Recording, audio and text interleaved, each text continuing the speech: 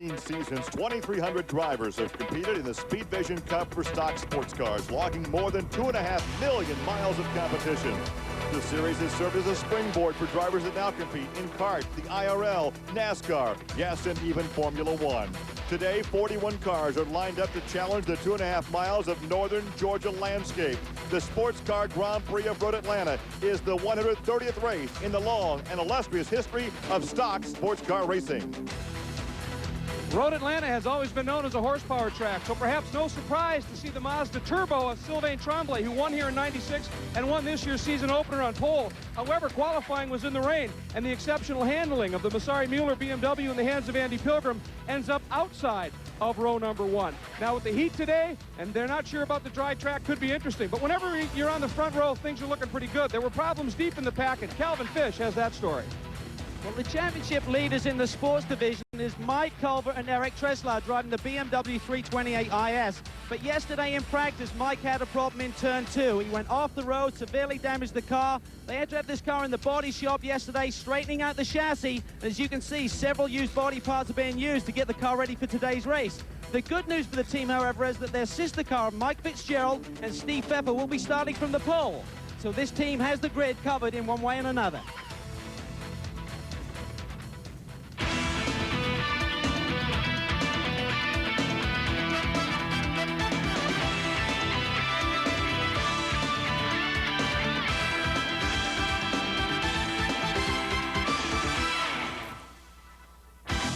700 acres of rolling Georgia landscape, some 50 miles north of Atlanta, offers up a serene backdrop to this weekend's Sports Car Grand Prix. We welcome you to Road Atlanta for round 3 of the 1998 Speedvision Cup for stock sports cars. This is Gary Lee alongside racing veteran Dorsey Schrader. Dorsey, you have just come off this racetrack after a practice session with the world sports cars. It's got to be slick out there. Well, this temperature we have here is over 90 degrees. It's very, very hot. The racetrack is indeed very, very slippery. What that's going to mean, these guys who have not been around on the hot track don't know how slippery it is. The more nimble cars are going to have the advantage here in the opening laps. Let's take a look now at the race analysis for this 2-hour, 45-minute timed event. We do have the 4 divisions. Once again, Tremblay on the pole. His average speed 89 miles an hour. So once again, 41 cars are set to take the starter's flag. As we take a look at the rows, once again, in the front row, Sylvain, his 6th pole position. He was the winner here 2 years ago in the Mazda. Andy Pilgrim outside the front row. In the 2nd row, on the inside, Altenberg. Jeff will start alongside Chuck Snipes in car 21. In row 3, Craig Conway lines up alongside Lee Zell, the Supra against the BMW. In the 4th row on the inside is Peter Sachs. Outside is Fernando Maldonado in the Mazda. In the 5th row on the inside, Steve Pfeffer. You heard his name mentioned by one of our pit reporters, Calvin Fish, and Mark Recaro outside in car number 1. In the 6th row, Brian Richards lines up alongside Steve McCarley. In the 7th row on the inside, Stephen Hartman and Mark Hine. We move now to row 8. There is Kelly Collins in number 36, the Honda Prelude alongside the Supra. Bob Henderson, all of 65 years old. John Norris alongside Peter Schwartzoff in the 9th row. In the 10th row, it's John Barassa in number 10. 03 is Mark Webber, fast qualifier in the compact class. Rick Dishaw, they were also victorious at Vegas. And David Shepp will start outside in car 71.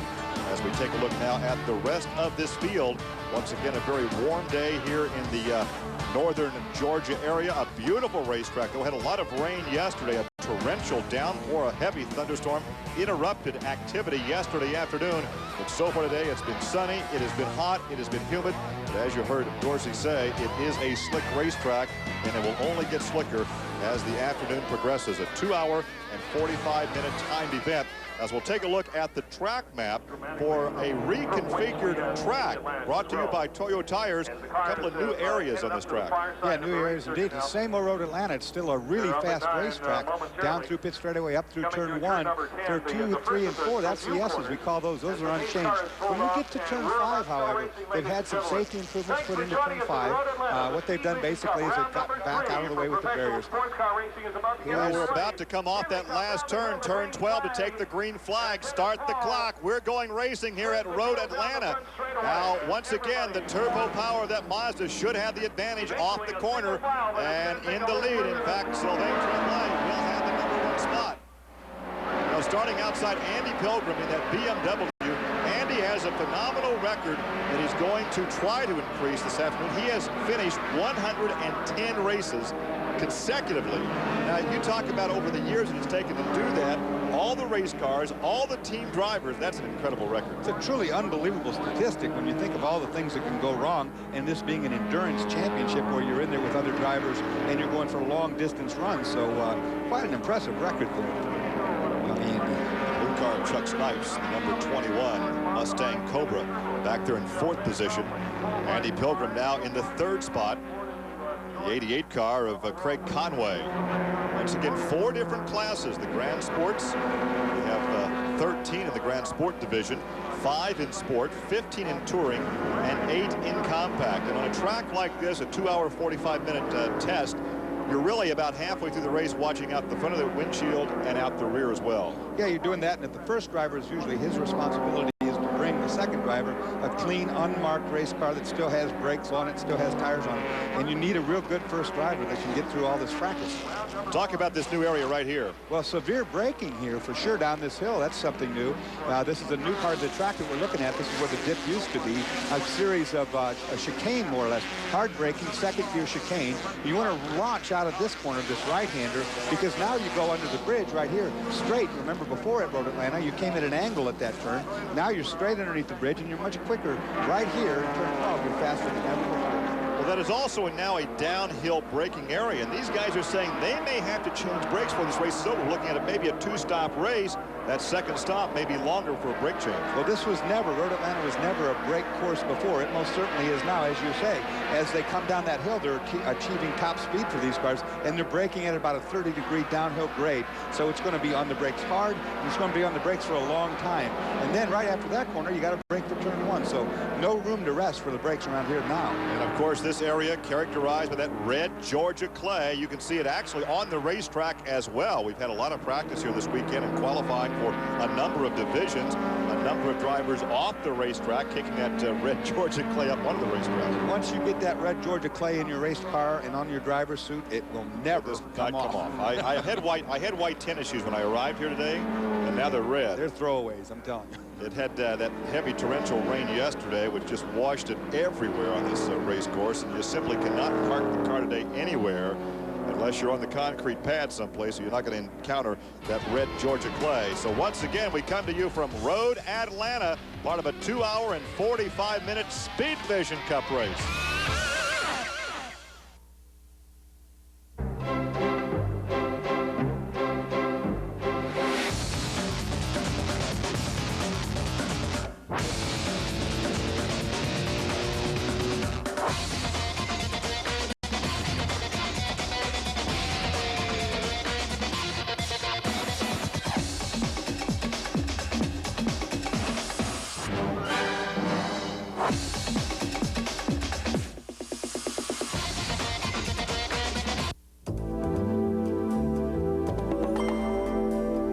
Which of these tires will stop faster?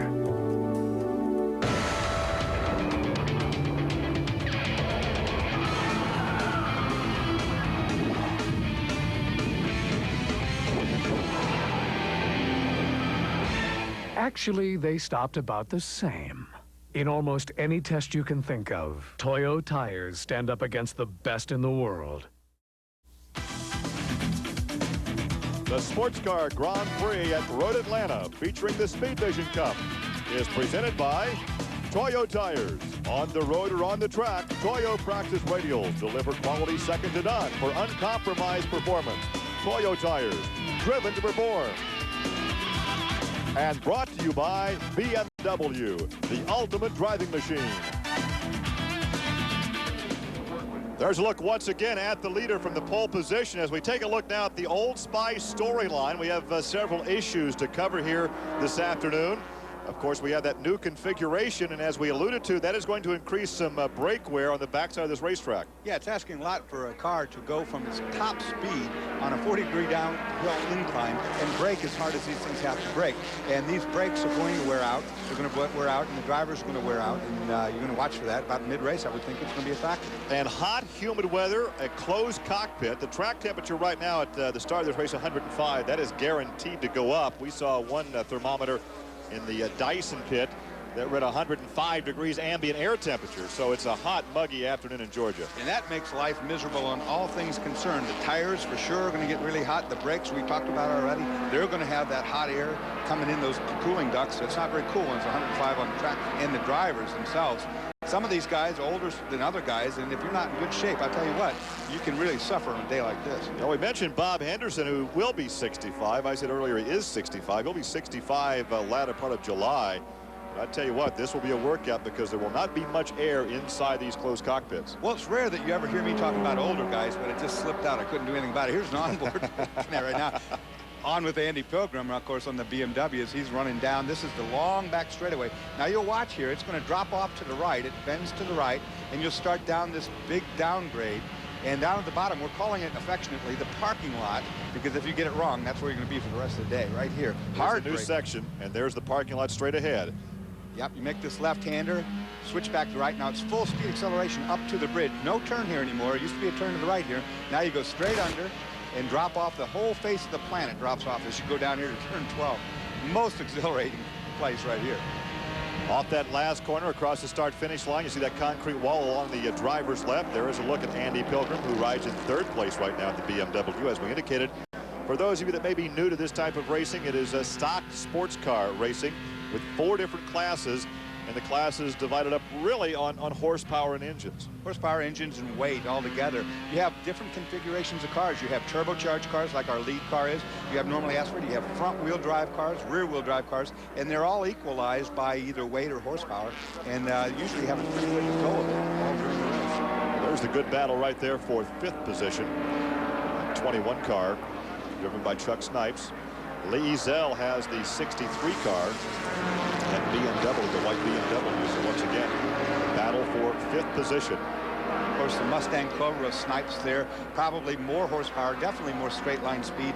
The BMW, agility in the corners, definitely superior braking. Well, this has always been considered a horsepower track. Now with the new configuration, is it still basically a horsepower track? Do the chassis come more into play? Well, it does come more into play now because they've equalized that huge straight line speed advantage that the bigger cars have. The bigger cars might have bigger motors, but they weigh more too, so the brakes really suffer. And if you're stopping from a higher speed mile per hour wise, of course, it takes more brakes to do that. So right now you see the BMW tucked up in the draft. He's probably getting a really good tow down this long straightaway. And once again, there is concern for this braking area right here as Lee Ezell takes a look on the inside, kind of chops that turn, but didn't have room to make the pass he wanted to make. Well, I'm surprised. He had a notion early enough. You think with the superior braking, the BMW would be able to get alongside, but not that lap anyway. But what is the strategy this early in the race? Do you challenge hard for a position where you might abuse the brakes, or you take it easy for the first half of this event? Well, all the years I tended to run these showroom stock type cars, you want one, here's a pass right here going into turn 1. That was a nice clean pass. You would want definitely to be aggressive early in the race. You would run the first, say, 15 minutes to a half hour, get all the positions you could get, and then you'd have to sit back and ride. Because if you do run aggressively this whole first half, your co-drivers can be quite mad at you when you give them a car with no brakes, no tires, it's tongue hanging out. It's not happy. Well, also, there's a new rule that the driver that qualifies the car is the starting driver. That was not the case last year. They kind of shuffled around. In fact, sometimes we get a starting lineup that would change 5 minutes before the race when the team said, nah, you start today. Yeah, it was always an awkward thing when you ran with classes of cars. You might have a guy that's much faster in one car. Of course, he would always qualify it, put it up in the front, and then one of the guys that might be a rental ride for the weekend or whatever, they put him in the car, and he starts the race, and he's 2 seconds lap slower than the qualifying speed that was set by the good guy, and everybody behind gets all stacked up. So they're trying to get rid of that confusion. This series is used for, I think, 2 purposes. It can be used as a hobby for the hobbyist, the guy that has the money to put the team together, and he may go out and hire somebody to come and run. And it's also a series where guys use it as a springboard, get the experience to move on up. Well, that's that's for sure. You know, some of the best racing I've ever had in my life, and the most fun times that I can remember in my memories are of these showroom stock races. I did this for 3 or 4 years, and what you have there is a lot of fun, a lot of camaraderie amongst the drivers, but also a very key element is that these are factory-backed cars. Look, here's a 28 car. We started talking about it early in the beginning of the show. We talked about the 28. Michael Culver started in the back of the pack on his way toward the front. You know, I had said before that the factory efforts that are involved in the showroom stock racing, the same guy that writes you the check for the BMW here is the same person who would write you the check or who would put you in the WSC car that's coming next year, the BMW that's coming. So those are very, very important elements to be involved with. Well, you can see where he started. He passed 10 cars on the first lap. Michael Culver, in fact, won his debut in this series over at Las Vegas. There's only been a handful of drivers that has won, and one of those was a guy named Alonso Jr. Yeah, there's some big talent been here before. Look, they're not making 11 cars. They're going to pass this one, too. That's the Mark Hine Honda on the outside of turn 1 being passed. Nothing much can be doing about that. The BMW is absolutely flying. Well, they took that thing to a local body shop and worked on that thing all night long to get it here this morning. Started back in 37th position, but certainly the youngster is on his way. This is the reward that the crew guys who stayed up all night long get, is to see their car coming from the back after the accident and, of course, running toward the front as flawlessly as it looks to be doing right now. They were the sports winners at Las Vegas. Once again, your leader now in traffic, so the lapping has begun. A time 2 hour and 45-minute event. The team that won here 2 years ago leading once again, Sylvain Tremblay and his team driver, Joe Vardy, as we come back to Road Atlanta.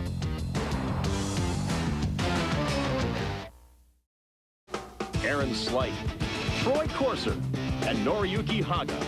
There's no room for the slightest mistake because this summer's action is red hot. Catch FIM World Superbike all year long only on Speedvision. Follow me, follow me.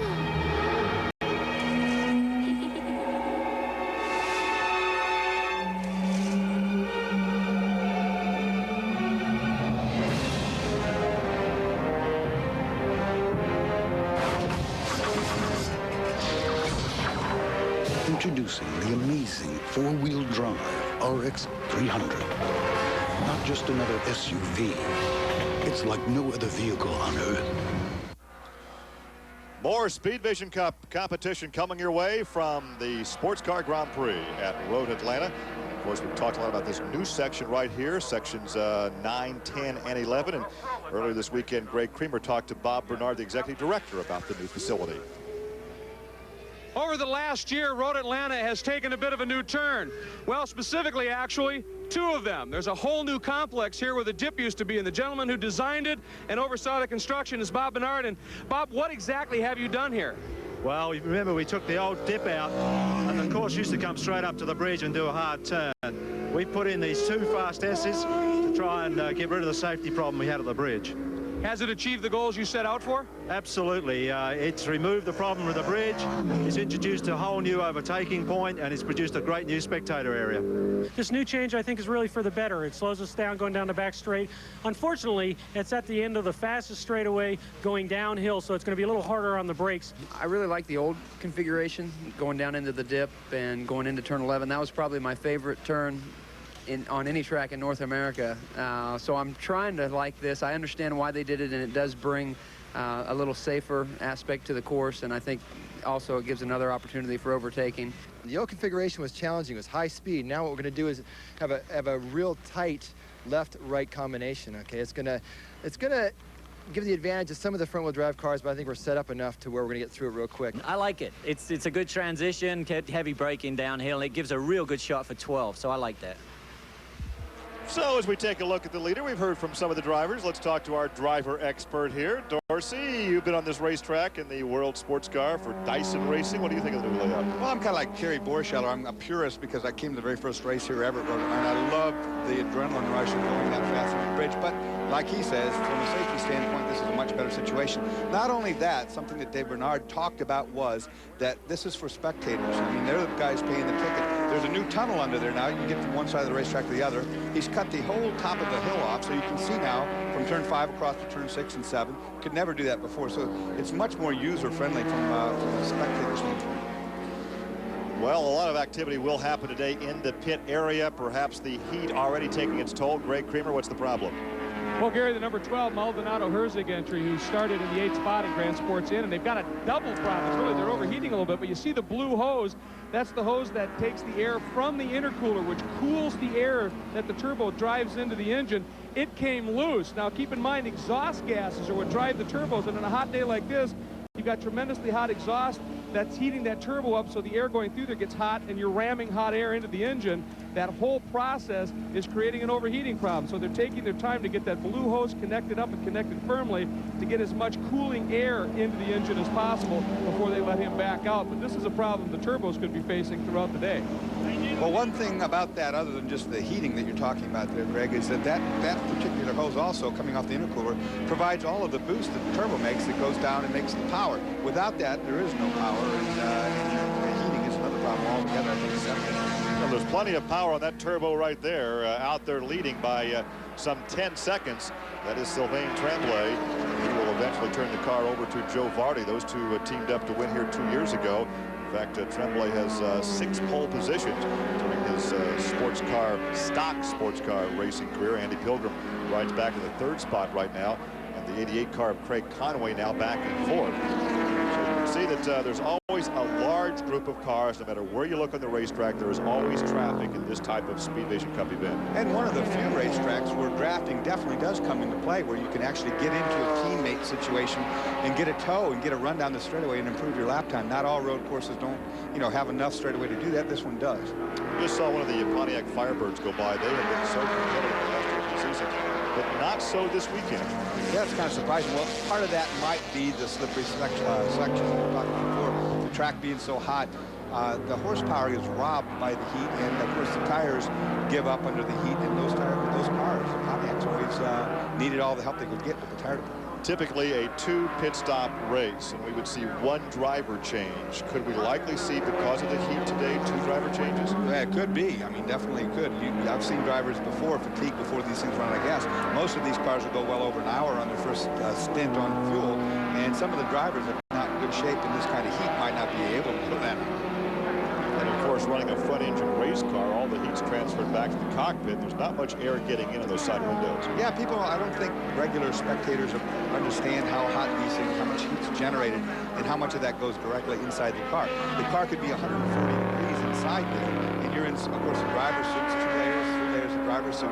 You're in there just sweating off pounds like crazy. It'd be great, way to lose weight, but you're not recommending that as a weight program? Don't try this at home. It's the kind of day where, as much as you enjoy racing, you kind of think, well, as soon as that race is over, I'm going to cool off and grab me something cold to drink and head for the air conditioner. Another thing that we did in the showroom stock cars, since you can't change your radiator from stock, another thing that we did to get rid of heat. Whoa! Espinob's off the track. Off the track with a big tank slapper there. He'll pop back underneath this tree. There he comes. That was a big tank slapper. He lost it coming out of 6 on the way to 7 into the brake zone, and he snapped right off. What I was saying about getting rid of the heat, in a day like this, 100 degrees outside, you turn the heater on, and you run the heater, so all the heat from the heater core is coming right inside the car, but it works like another radiator. But we used to have to do that, and he's pointing the finger there, pointing a finger to have someone go by him. He might have a flat tire. He's got some sort of problem. That's Joe Fox on board. I see something under the car there.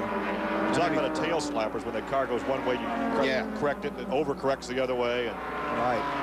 You end up off the racetrack in that given area right there. As once again, you take a look at Sylvain Tremblay, who enjoys a 12.5-second lead here as the clock continues to tick away the hours and moments in this event at Atlanta.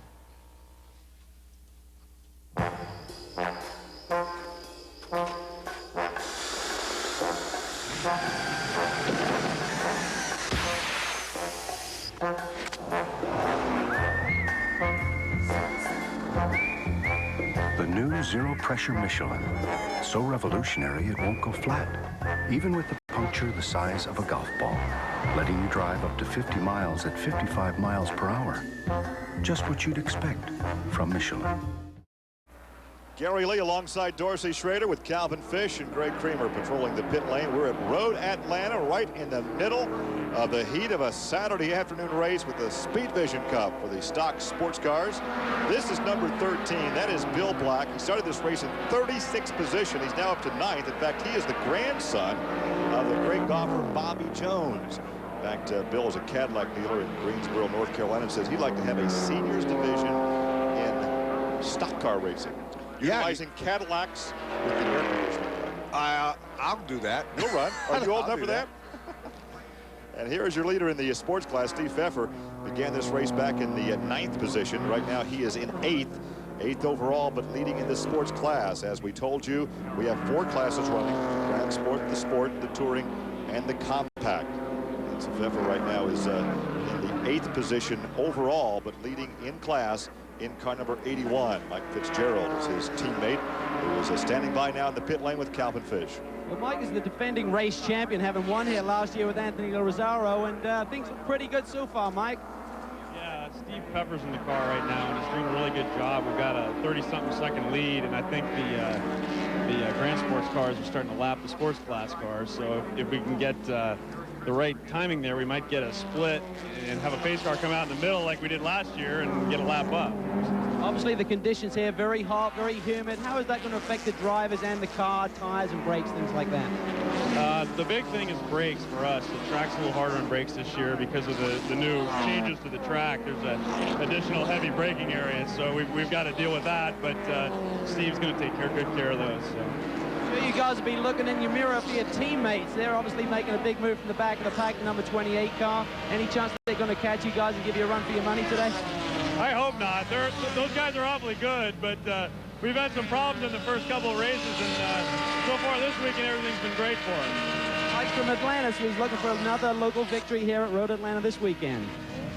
Well, Andy Pilgrim giving us the onboard camera shots right there, and he was just passed for a position.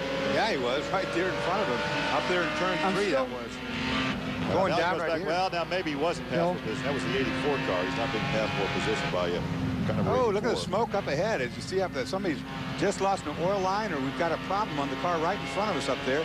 Watch the windscreen now, see if we get oil. Of course, Andy, smart guy, moves offline and gets away from that car because that's spewing some sort of coolant, or it's got a flat tire, one or the other. We'll see here when it turns right in front of our camera. It looks like a tire down. Nope, that's an oil leak, I think. Car number 7 in trouble right now, so car number 7 will be headed back to the pit area. Jeff Altenberg. Second place car, that is, actually. Jeff had been running right up there about 10 seconds behind the leader, so he will have to come in and check out that smoking problem. Well, it looks like from that frontal shot that it's coming right in the center of the middle of the car, and of course spewing out from underneath. So he must have some sort of oil leak getting onto the exhaust system here. And, I would imagine he'll be pitting here to get that looked at. It's not slowed that much, though, for if it's an oiling problem or an engine problem. No, it's not slowed him up yet. In fact, it happened right in front of our camera car. We're going to look at that right now. You see right now, that's coming out of the side of it. Of course, we're going to the corner, so you see it that way. But it hasn't slowed the car up, and that probably is because it just is an oil leak at this point. But if it's not looked at, of course, it will run out of that precious fluid, and then there will be a problem. As you can see, the oil is coming from the smoking oiling problem. The smoke, the oil is not getting on the rear tires because he'd be looping it down the corner someplace. So right now, the smoke is coming from an oiling problem, but not getting on the tires. Calvin? Okay, well, the story down here with the number 7 car is they had to change the power steering pump prior to the race, and they feel that the smoke may be emanating from the same area of the car. They're going to try and ride that out, but obviously if that power steering goes out on a day as warm as today and the drivers working as hard as they are, could be a big problem. You may have to pit shortly. You talk about being in shape on a day like this. If the power steering goes out, it doesn't matter how good a shape you're in. Well, Jeff Altenberg's a pretty stout guy. He's pretty good, but I don't care how good you are. When you're out here at 100 degrees or 90 degrees and then you use that power steering, you have got a bear to wrestle. Once again, we're looking at about 2 pit stops and at least 1 driver change. Now, for the co-driver to get points, he has to stay in the car so long before he comes out. Right, and that's part of the strategy you have to look out for, particularly in shorter races, is to make sure that both of your drivers, or if there's 3, if all 3 of you guys have the minimum amount of time required to get the points. Otherwise, you end up with a big spread between your 2 drivers, and nobody likes that. Well, right now, your leader enjoying lead in this event. Tremblay, 88 car now in 4th position. 88 car is Craig Conway, Eric Van Cleef, the co-driver of that car. That is the car back in 4th position, so Tremblay continues to lead this thing. In the number 70 Mazda, Joe Vardy will take over for him. Gary Borchello is teaming with Andy Pilgrim. Pilgrim behind the wheel of car 54, now in 2nd position.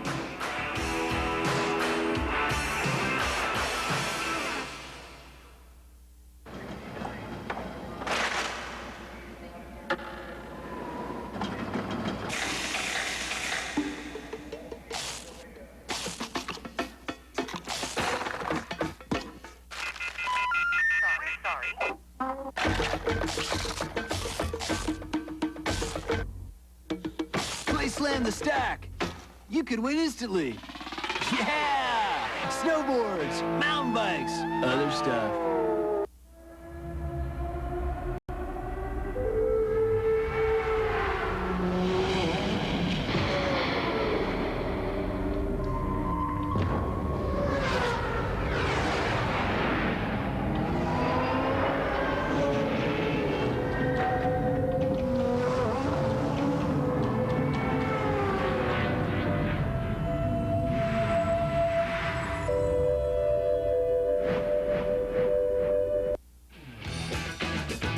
Here's what's coming up on Speedvision.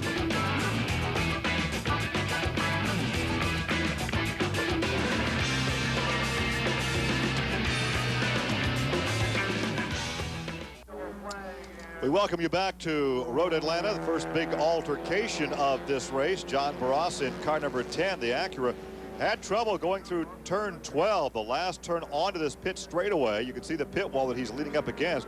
John is okay, but heavy damage to that race car.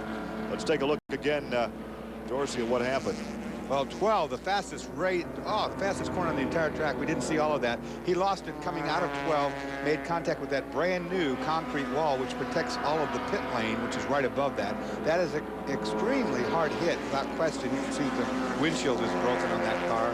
And I would think that his day is done. Of course, that also means that Lance Stewart, his teammate, is done. We see the 22 car now. That's off. That's Bill Fenton, who's had a problem. I have no idea where he's at over with that heavy equipment. He's someplace he shouldn't be, though, going the wrong direction. I don't know where he's well off the racetrack. Yeah, he's not on the racetrack anymore. That is not part of the racetrack map.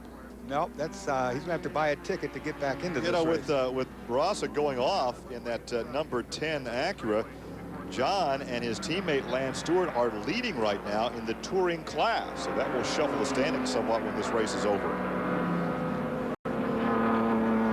I think perhaps he just pulled off the racetrack. Yeah. We could see the Georgia clay there. Let's see if we can see where he pulls off.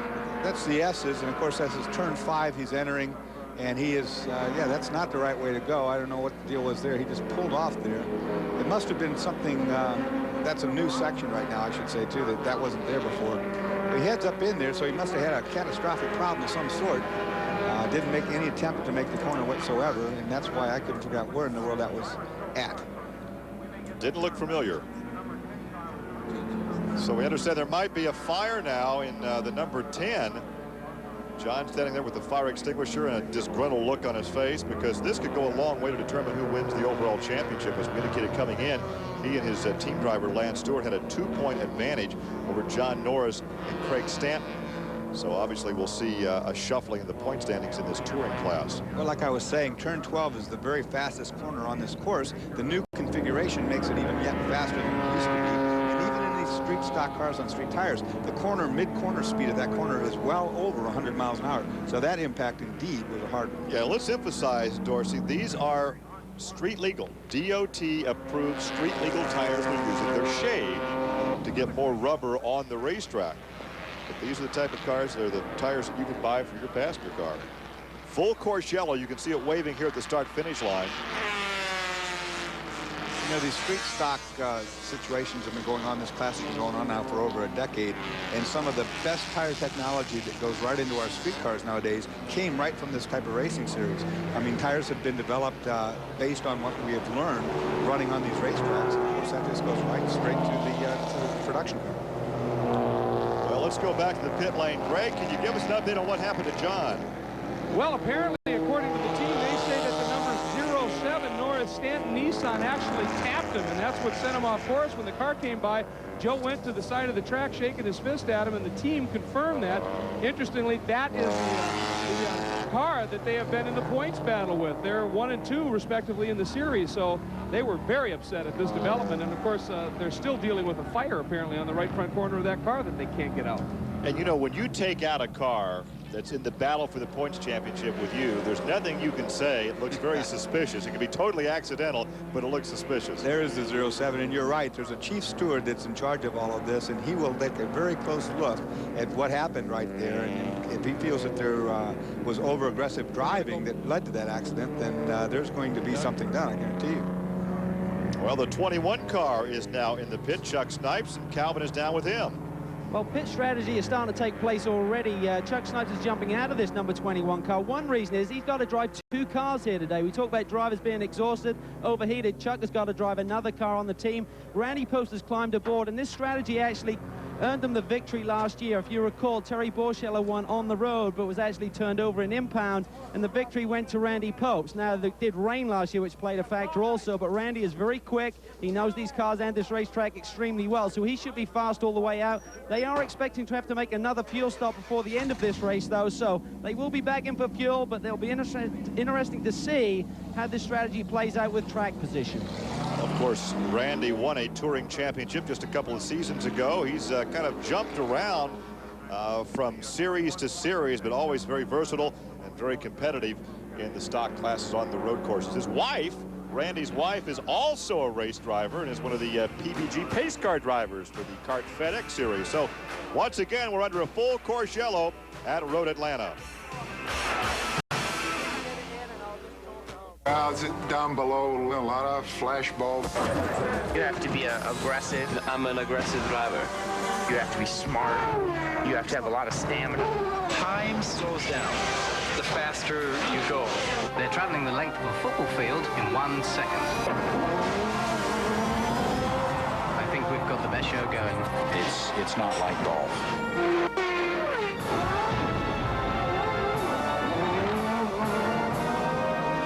For the ride, for the handling, for the comfort, Toyo tires. For the car enthusiast who expects a higher level of performance, Toyo is the brand of choice. An opinion seconded by the world's finest automakers, including Toyota, Nissan, Infiniti, Mazda, Mitsubishi, and Porsche, who each use Toyo for a smoother, better handling ride. Ask your dealer about Toyo, the tires driven to perform.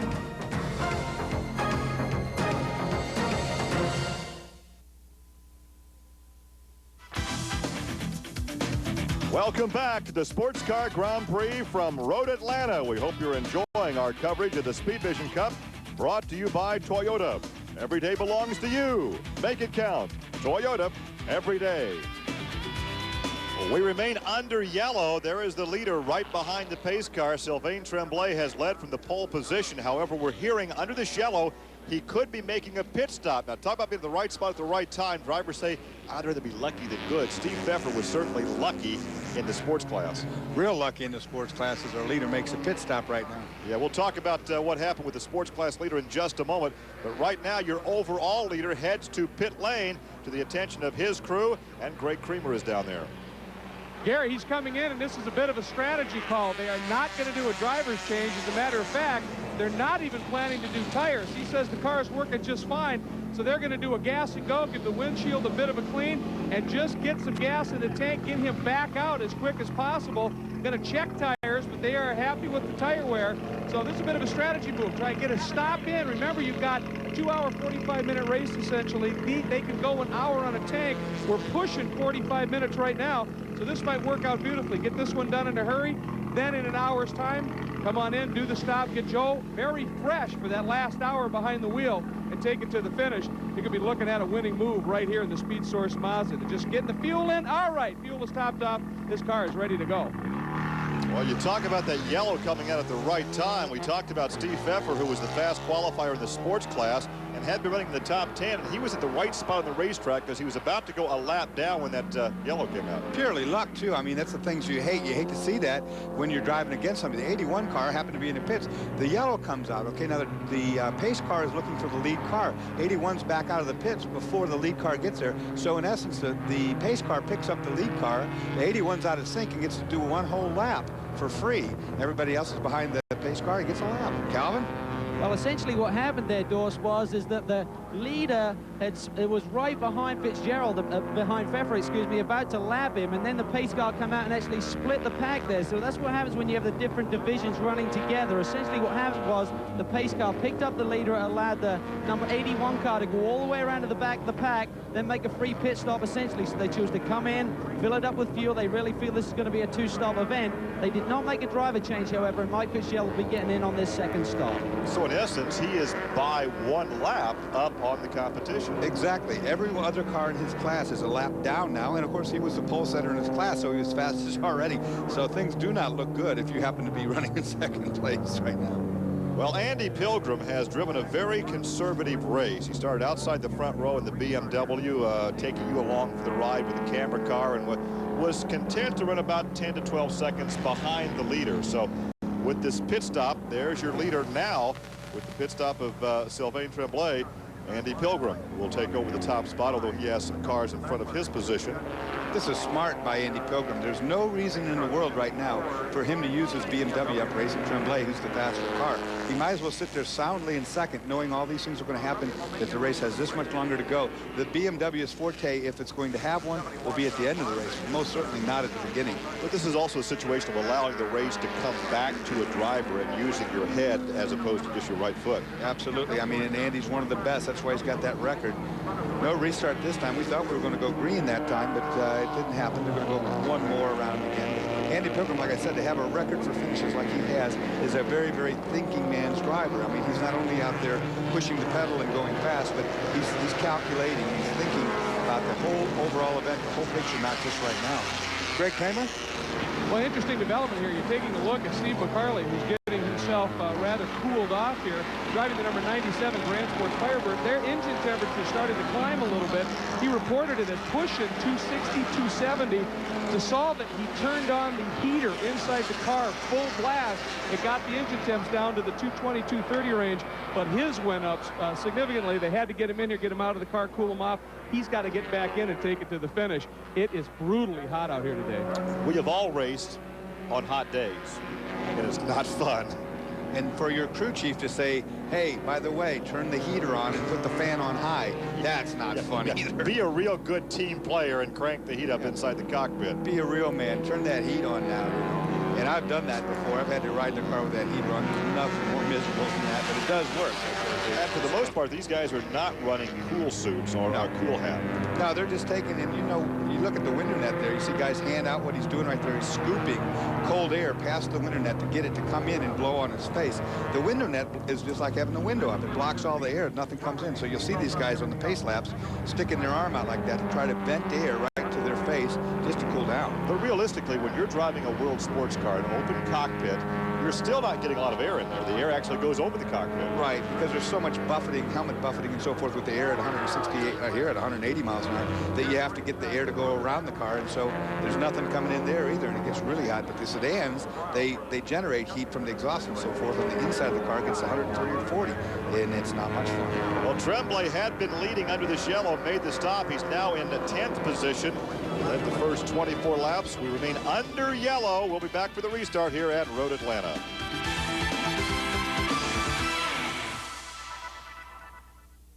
Ladies and gentlemen, the amazing RX 300. It's escape. Bring it to me. Bring me my prize. The amazing four-wheel drive RX 300. Close the gates! Not just another SUV. It's like no other vehicle on Earth.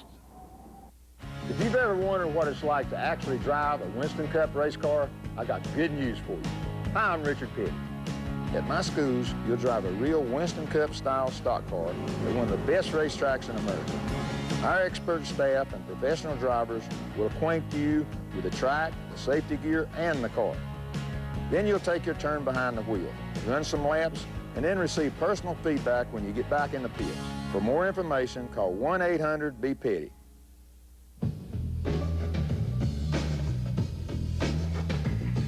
Want 50% more shine stuff? Get new Ultra Shine Protectant from Armor All. It's the ultimate shine. The lights are out on the pace car. We welcome you back to Road Atlanta. We should go green this time by. During that commercial break, the leader, Jeff Attenberg, stopped his Supra for a pit stop and a driver change. That's the car that had been leading without power steering. Peter Tonelli is now in that cockpit. Here is your new leader, Lee Ezel. Now, Lee is driving a team car. The car we had seen earlier with the camera mounted on it, car driven by Andy Pilgrim. So they come down for the restart. And Lee Ezel will be leading. Now on the restart after the pit stops, the number 70 car that had been leading early on, Sylvain Tremblay, will start back in the 8th position. And Andy Pilgrim is right behind him in 9th. So some pit strategy being worked out early on in this event. A lot of laps under the yellow. There is the onboard as Andy Pilgrim starts to slice his way through the slower cars from the other classes. He started in 9th position. Up ahead, you'll find that number 70. That's Turbo Mazda that started from the pole position, led the first 24 laps. With Sylvain Tremblay on board. Only one driver change of note. That was when Peter Tonelli took over for Jeff Attenberg. We might anticipate that, though, Dorsey, because without power steering, it's a workout. Well, that's what we were talking about before. You know, Jeff Altenberg is a pretty big old boy, but still, that's a long, hard road to haul if you're doing no power steering thing. So all those lead cars that came in, that was the only driver change. And look at this. Here's the 81 car going underneath that. Of course, is no, he went up over the curb to keep from wrecking right there, as a matter of fact. That's the sports class car that's doing so well, the 81 car here this afternoon. It surprises me he's that aggressive when he's got a lap lead on everybody in his class. You know, there's no reason to wreck your race car right now if you get that much of a lead. Got a lot of traffic to work through. He's working through on the outside. As we took a ride, though, with the 54 BMW, it was so easy to see all the safety modifications that have been made to this race course. Well, there is that. Look at all this cutting up and dicing going on right here. This is something you almost hate on the restarts. You've got all these multi-class cars with different speeds and corners, different speeds and straightaways, and you get these big clumps of cars like this. It's one of the bad things if you get shuffled to the back like Andy Pilgrim has done, because you have to deal with all this traffic, and if there's an accident, you can be in it and not be your fault. You can just be at the wrong place at the right time, and your whole day comes to an end because of that. So we're looking right here, and like I say, I'm quite surprised at the aggression shown by the BMW when it's got a one-lap lead. Of course, Pfeffer in there should have been told by now that he's got a lap lead on anybody in this class, and there's no reason to put the car in jeopardy, because you're not going to make up a lap around here if there's not some sort of a problem. And a very busy racetrack indeed, very challenging for the drivers, but add to it, as you indicated, you add to it the number of cars that people should go through, plus the heat that we have today. It's a total workout. All this side-by-side racing is a lot of fun when it works out, but so many times it doesn't, you know. You have to have a lot of trust in the people around you. And like we said at the beginning of the show, there are front-wheel drive cars and rear-wheel drive cars, and they take different approaches to different corners. Of course, this is our pass leader we're looking at right now, who's back running in 5th. Sylvain Tremblay made that early pit stop, elected not to change drivers, not to change tires, just take on the fuel. Some different pit strategy being employed here this afternoon. Realistically, one might anticipate another yellow or two before this race is over. Yeah, we saw some strategy being played there. That's why all those lead cars didn't, in fact, hit at the same time into the yellow. What happened was that the yellow went long enough that individual fuel mileages started to come into their play under a window of opportunity for a 2-stop race or 3-stop. So that's what's going on with that. Yet it just continues. We had talked early on, Dorsey, about the new braking zone there in turn 10, turn 11. That had been a major concern. But Greg, are you saying perhaps the 70 car will not have a braking problem this afternoon? As a result of that long yellow, we were talking about how it helped the fuel windows. Well, it also helped the brakes. They got a lot of time and some laps in without having to hammer the brakes in this heat. They're thinking now they might be able to do the race with just a stop and not have to worry about changing brakes. That's a real big break, excuse the pun, if that in fact plays out, because that's a time consumer.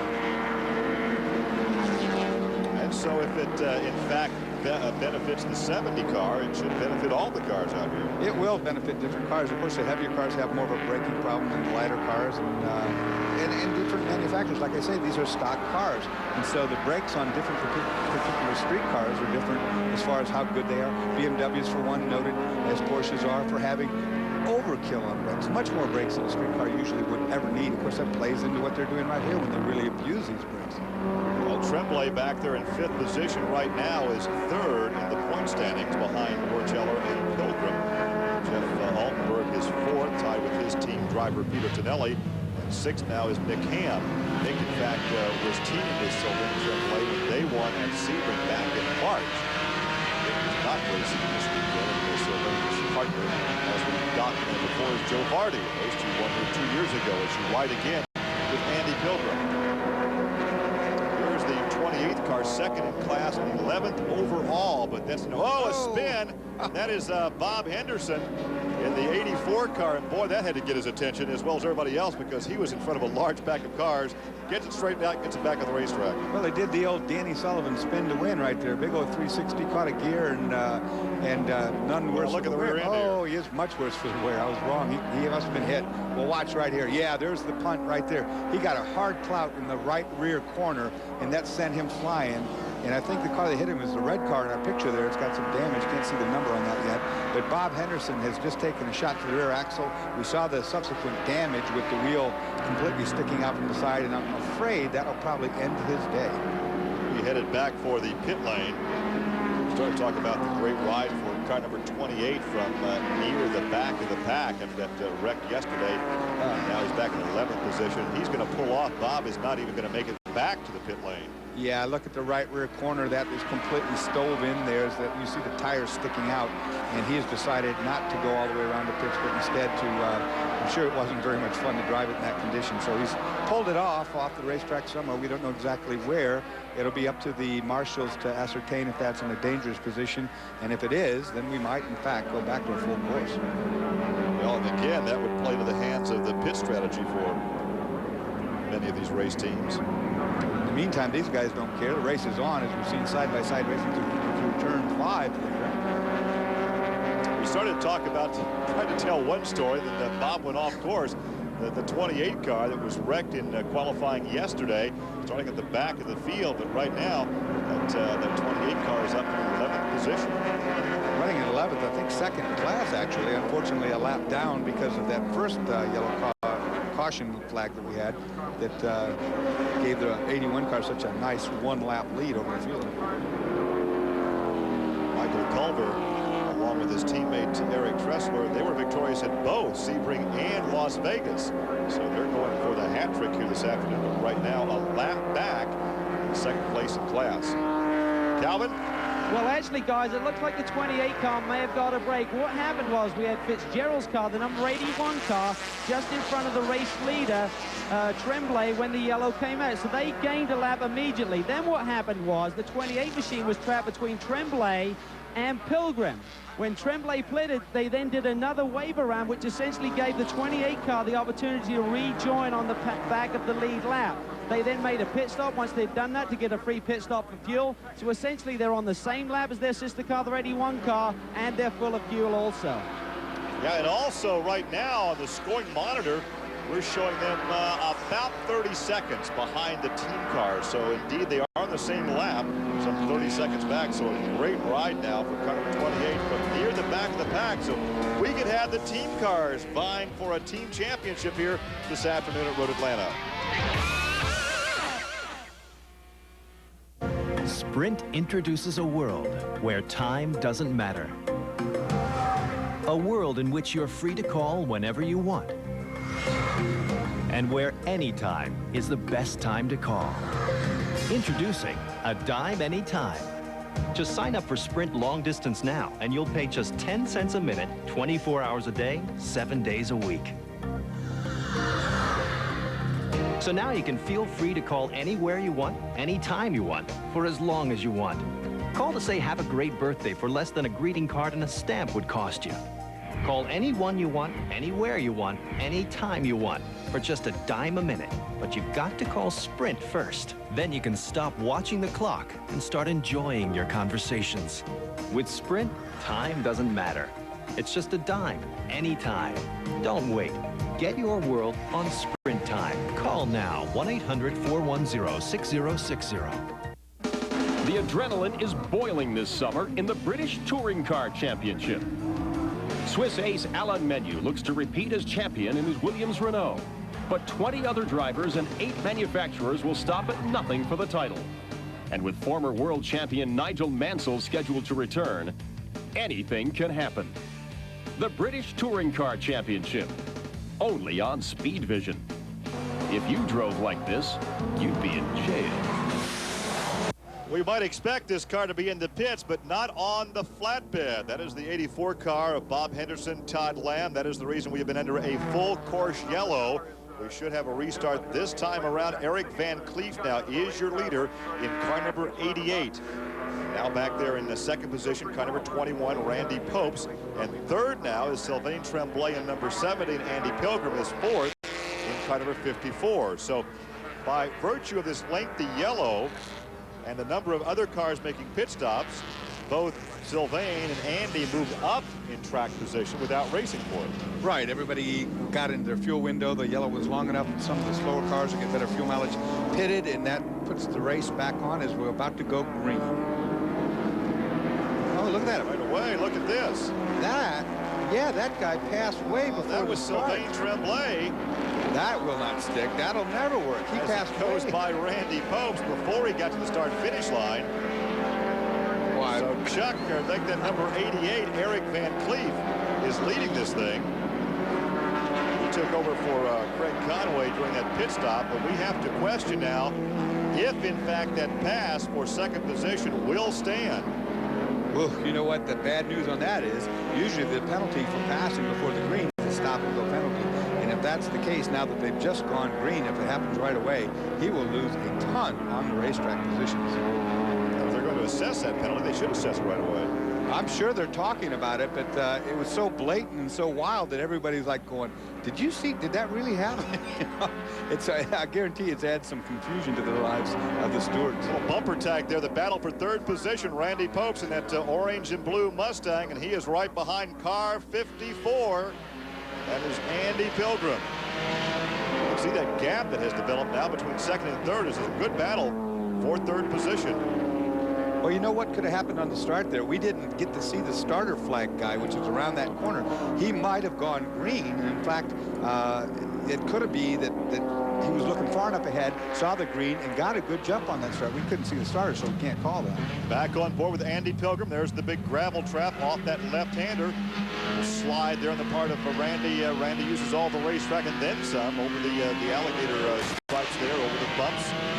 You can see that gap that has developed between second and third. And now, as Andy has gotten around, or as Randy has gotten around Andy, he starts to pull out on the front straightaway. Good speed down here in fourth, turn looking one. at third. Oh, look at the Mustang. You see the thing jump around in the front suspension there as it hit the bumps. Oh, and here's a spin. The leader has spun in turn one. Eric Van Cleef puts the Toyota around. Now he's got to re-enter the track in a very dangerous area. Watch here. Oh. Hang on. Very uncharacteristic for Eric Van Cleef. He is leading the race and spins out. That will give the lead to the 70 car. Let's watch Van Cleef regain composure and regain some rhythm. But your leader now will be the number 70 of Sylvain Tremblay. He led the first 24 laps of this event, made that fuel stop, did not take on tires, did not change drivers. He is back in front. Number 21 car battling back and forth with the 54 is now in second.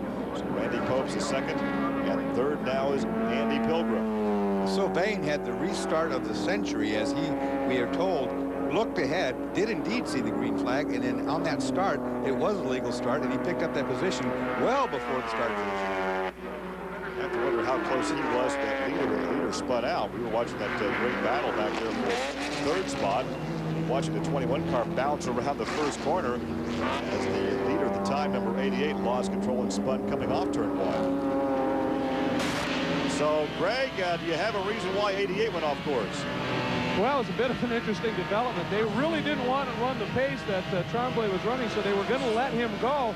Heading into turn 1, he missed the downshift, went down a gear too far, the back end snapped around on him, and he couldn't save it just that fast. So it was a quick spin, and he continued, but it could have been a costly one. They weren't even trying to race him. They didn't want to run at that pace. Now he has to run harder to get back to where he was. That can be a lack of concentration, you know, just trying to find an easy way to get out of the way and let the other guy pass. But what Greg means by going down an additional gear, he, instead of going from 4th to 3rd or 5th to 4th, went down 2 gears. Of course, it locked the rear end of the Toyota up, sent the engine soaring on the RPM scale, and around it went just like pulling the handbrake up. And now he's really working hard to try to make up the position for him. Well, he's now back in 8th position, so that spin off the track passed him 7 positions. He's tucked in behind the 28 car, which is 7th overall and 2nd in the sports class. The 2 team cars, 81 and 28, riding in the 6th and 7th position, or 1 and 2 in class. Look at this dicing around the brakes on this is for turn 6 here. You know, when you talk about Dorsey braking concentration, that again can be a factor of weather, the heat. It can, because, oh, look at the big slide by the BMW, big power slide off of turn 7 right there. It can. That heat, when it starts fatiguing you, when you start thinking, boy, am I hot, boy, do I wish I had a cold drink of water or something like that, you can break your concentration. It's all it takes, any little thing to deviate you from the job at hand can send you off the road and make a mistake like that. So we're talking about the heat and concentration. You're taking a look at the rundown in Grand Sport Division. There's 4 different classes running as one large race here, so these guys have to watch the rearview mirrors as well as out in front. This is very typical for sports car racing, where you'll see 2 or 3 or 4 classes combined for an afternoon event. Of course, we're following Eric Van Cleef. He is inside of his helmet, giving himself quite a good scolding right now for the mistake he made. And of course, now he's got, like you said, instead of to pull over and to run at an easier pace, now he's got to make up a lot of ground just to get back where he was. Watching for the 43 car to come up, which will be your leader in touring, Joe Nonamaker. He is. Mate teaming up in the number 43 car. That is your lead car in the touring class. You know, you see a lot of those Nonamakers in here. There's actually 3 of them racing Father Joe in the 43 we're looking at. He's got a 26-year-old Will who's in the 42 team car, and a 19-year-old Wayne in the 49 car, all painted exactly like this one, so it's hard to tell which one's which. But this is, in fact, the lead car of Father Joe. Well, Joe, of course, has 26 Subway franchises. We could use a Subway sandwich right now, couldn't we?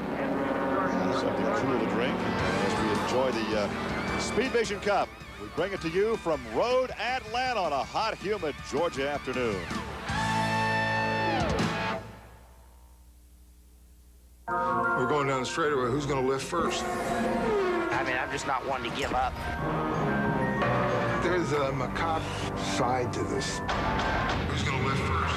Every time you hit, you just pray that you're going to stay conscious. You're working your feet, you're working your hands, your arms. My heroes have been the race drivers. Your head, you're pulling a lot of G's. You dig down and find a way to do it.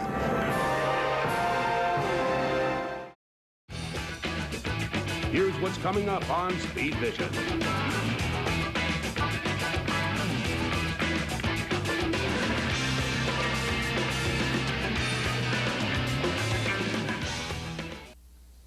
We welcome you back to a hot and humid Saturday afternoon here at Northern Georgia Road Atlanta. Gary Lee alongside Dorsey Schrader with Calvin Fish and Greg Creamer down the pit area. You're looking at the number 6 car run away from you. Rick Dischauer is teaming with Steve Nowicki. They are leading in class right now. They are 24th overall. This is the team that won the last outing at Las Vegas. Steve Nowicki was also victorious in this car at Sebring, although Rick was not running with him. Rick won in his debut last outing. We've had that happen twice this season so far. Michael Culver also won in his debut back at Sebring, then came back and backed it up at Las Vegas. So once again, 4 classes.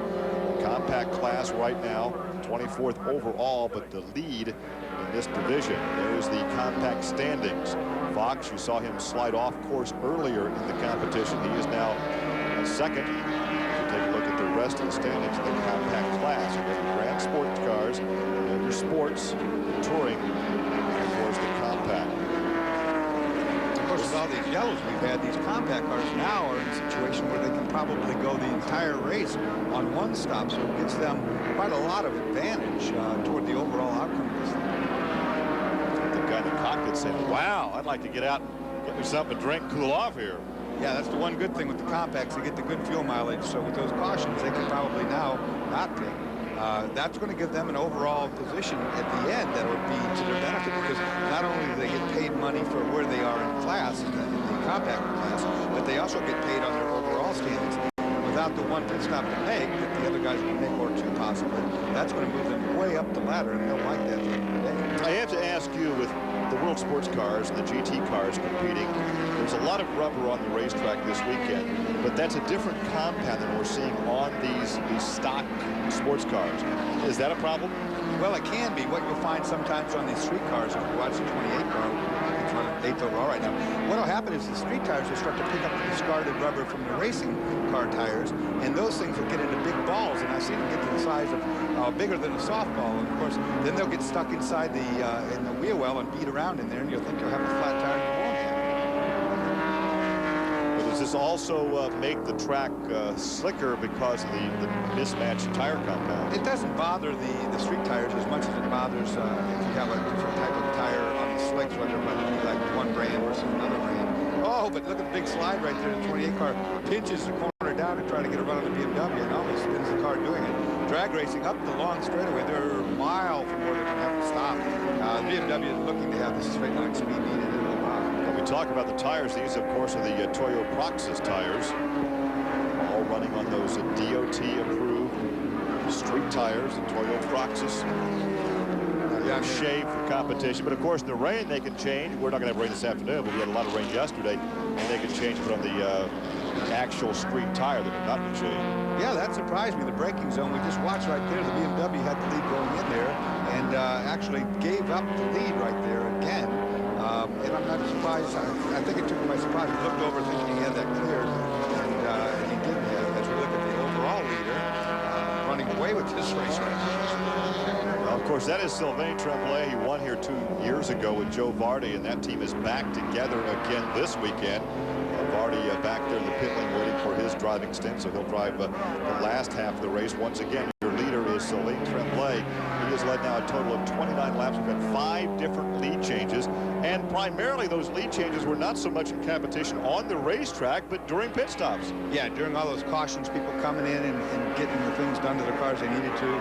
Tremblay's been dominant the entire time. We talked about some teams putting a slower driver out first or a faster driver out first. Well, with Joe Vardy coming up, it doesn't matter. It doesn't matter. These guys are both plenty fast.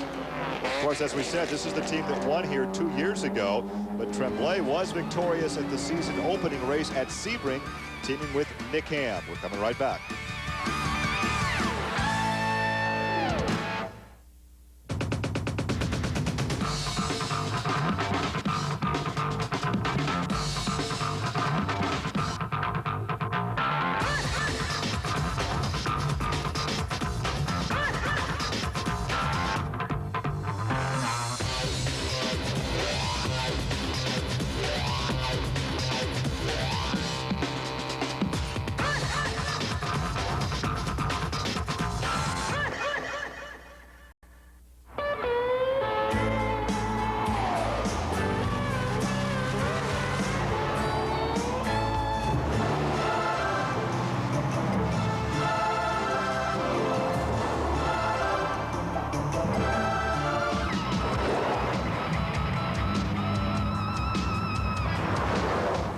No matter what you drive, we've got you covered from H to Z.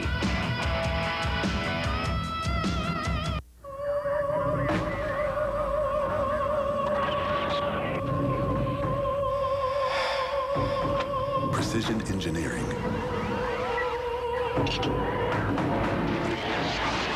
Performance that nails you to your seat. But enough about the high-performance computers Dell worked directly with Ford to build. What can we build yours to do?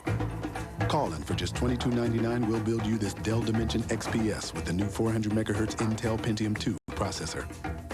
64 megs of SD RAM, and 11.5 gig hard drive. And now with Microsoft Windows 98, a large screen monitor, 3-year limited warranty, plus 1-year next business day at-home service. The Dell Dimension XPS with a 400 megahertz Intel Pentium 2 processor for only $22.99. Let nothing stand between you and pure performance. Be direct. Dell. Welcome back to the Sports Car Grand Prix of Road Atlanta. Today, our feature is the Speedvision Cup, brought to you by Porsche. We wish to remind you there is no substitute. And by Michelin, celebrating 100 years of innovation, because so much is riding on your tires. And with so much going on in the world of motorsports, don't forget Auto Week on Speedvision, Mondays at 7 p.m. Eastern Time. Don't miss Auto Week.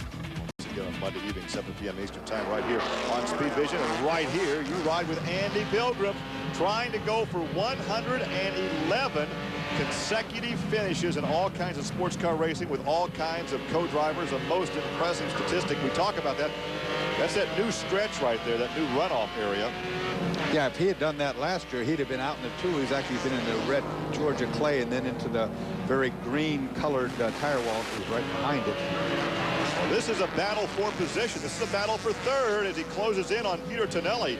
Tonelli is third. Andy Pilgrim is fourth. Eric Van Cleef is back to fifth. Tonelli with no power steering. Of course, Jeff Altenberg getting out of that at the pit stop. Here comes Andy Pilgrim to the inside. Look, they split a little compact car guy says he's waving now. Thank you, don't hit me, you know. I didn't do anything. Look, they're pointing at each other. They're pointing at each other. That's a good rivalry right there. That wasn't the you're the #1 point. That was I see you over there point. Now, once again, here's that new section, 9 and 10. The runoff area to the right. As you documented earlier, you get out there, your race is over. You're stuck. Under the bridge, downhill to the pit entrance, off to your left. And there's the first turn. Very, very fast section of the racetrack. Very fast, actually faster than before, because the bridge turn is no longer the bridge turn. It's just the bridge now. So you go straight through there, pick up speed. I'll tell you what, your arms ache on one of these cars when you don't have power steering. And when you have to fight somebody like what's going on right now, it's all the worse. There used to be a bridge right here, a pedestrian bridge that was taken out outside turn 1. Yeah, and that was actually, it used to not be a bridge, and then it was a bridge, and now it's not a bridge again. So it's back the way it used to be, which is to my liking. Confusing me. Sorry about that. There's the gap between third and fourth. As you can eyeball that gap now to the S's, as the BMW now has moved to third position. Peter Tonelli has moved back to fourth. Eric Van Cleef had spun off the racetrack while leading, dropped back to 8th position. He gets back up to 5th. Up in front, Sylvain Tremblay continues to show the way. So once again, this could be his race this afternoon. They'll make one more pit stop. They'll turn that car over to Joe Vardy. Now about 2.8 seconds separating first and second. And this battle right now for third is about 9 seconds behind your lead. So once again, if you watch that battle for third position, Sylvain Tremblay in the Mazda Turbo continues to show the way with that much time remaining here at Road Atlanta. Before you go away this summer, remember, you're not the only one looking forward to your vacation. Don't let this happen to you. ADT monitored security can help protect your home and priceless possessions even when you're away. And you can have an ADT system installed in your home for as little as $99. ADT, America's #1 home security company, links your house to a monitoring center where security professionals can watch for trouble 24 hours a day. Even when you're away, ADT can help notify the police and monitor for fire emergencies too. Don't let a break-in ruin your summer. Call now during ADT's summer sale and get a special added bonus. Save 50% on any one additional option. For added protection and convenience, ask about ADT's exclusive remote control and paging features. ADT, security for life.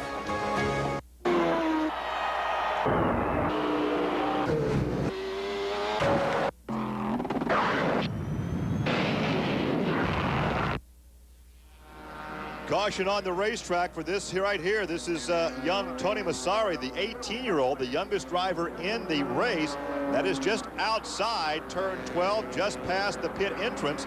And he has that BMW in the gravel trap. The leader is in and back out, but there has been a driver change. Joe Vardy is now on board car number 70.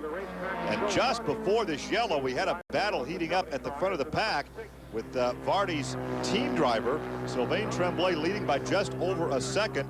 Randy Popes was back in second position. Greg, let's review that pit stop. Just a bit of a follow-up. Remarkably, they didn't do tires again. That car is on the same set of Toyota tires that he started the race with. Vardy got in, and as they did the exchange, Tremblay said the car is magic. Just drive it. They topped it off, put the different driver, and they're away. You know, Dorsey, as you had alluded to earlier, some teams have a very strong driver and a not so strong driver. When you put Vardy in the car and take Sylvain out, you lose nothing. I mean, here's a guy who's won 23 of these races. And here comes Andy Pilgrim. We'll see a driver change now. Andy Pilgrim comes in. Terry Borcheller standing by to take over in the BMW. And Calvin, he's headed right at you. Okay, the number 54 is coming in as we speak. Andy Pilgrim behind the wheel. Terry Borcheller was very animated when they saw the car go off in the gravel. He wanted Andy to pit immediately. There was some consternation here between himself and team management. They've obviously waited for the pace car to go out there. Meanwhile, the number 70 pitted. Andy Pilgrim, the Englishman, jumps out. And it's going to be Terry Borcheller going for their second victory in this class this year. Obviously, very successful. His entry has proved to be very competitive. Doesn't seem to have quite the horsepower and straight line speed of some of the turbos, but very fast through the corners with two great drivers. They're looking good. Well, Borcheller has 3 victories to his credit, but Andy Pilgrim now has 19 wins, and there is Randy Popes, who's won 18 times in competition. And here's a bit of a trivia question for you. Who's the driver whose wife was his co-driver for a victory in this class? Well, that could be Randy Popes and Linda Popes. You're looking at him right now. He was scored as our leader when he came in for this pit stop, so that lead has changed now once again. Of course, this wreck that caused this was a huge, huge moment as it happened coming out of 11 on the way down to 12. And some of the safety issues we've talked about here at Road Atlanta that weren't here last year, that would have been a catastrophic accident. Of course, the gravel trap gathered up the BMW and the driver walks away safely. So hats off to the guys that did the race back. Of course, the number 70 car pitted under this caution to change drivers, so Joe Vardy goes back out, and now you're right with Terry Borcheller. Andy Pilgrim had brought this car in for the driver change. Borcheller and Pilgrim were victorious at Las Vegas in this car. That was back on April the 25th. After this race, they move on to Mosport Park for August the 8th, and back to Sebring for a 3-hour enduro on September 19th. They'll return to Road Atlanta in October for a 3-hour event. We would hope they'd come back here in October. It'll be a little cooler, a little easier on the drivers. As you can see, the pickup or the wrecker backs as close as it can to that gravel trap so he doesn't get stuck. So there is Tony Mazzari's BMW about to be pulled out, the kitty litter here at Road Atlanta.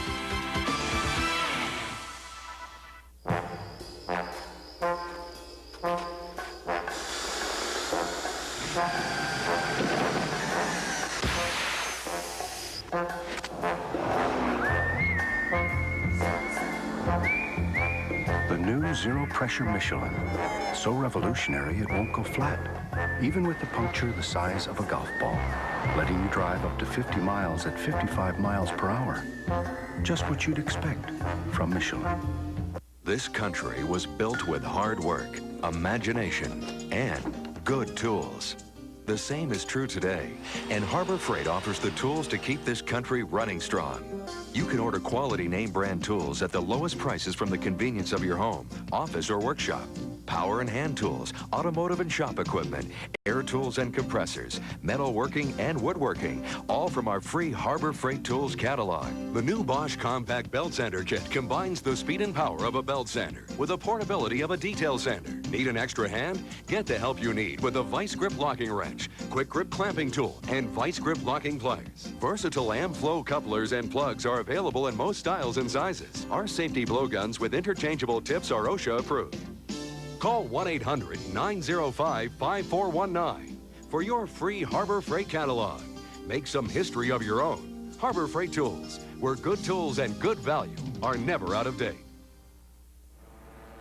The leader in the sports division, the number 81 BMW, is in. It's going to be Mike Fitzgerald, the local guy from here from Atlanta, trying to score back-to-back victories here at this track. From last year, he drove with Anthony Lazaro, sharing the car with Steve Pfeffer this year. They're leading, but the guys that are really giving them a close chase, that number 28 machine, we documented their problems yesterday. They've clawed their way back from the back of the field. They're now on the same lap. They're pitting right behind these guys.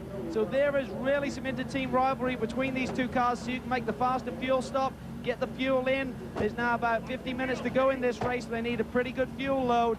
Mike Fitzgerald is now behind the wheel. He's buckled in, waiting to just get the signal from the team that he's okay to go. Looks like they're just wrapping things up on the number 81 machine. They're a little further behind in the pit stop with the 28, but they should be closely out on the track behind them, and they're being held at the end of pit lane here, guys, just momentarily, so the 28 is going to be very close as they go back on track. Well, Calvin, as you mentioned, the 81 car leading in class, when they made that pit stop, they were leading overall. They were actually the lead of this race.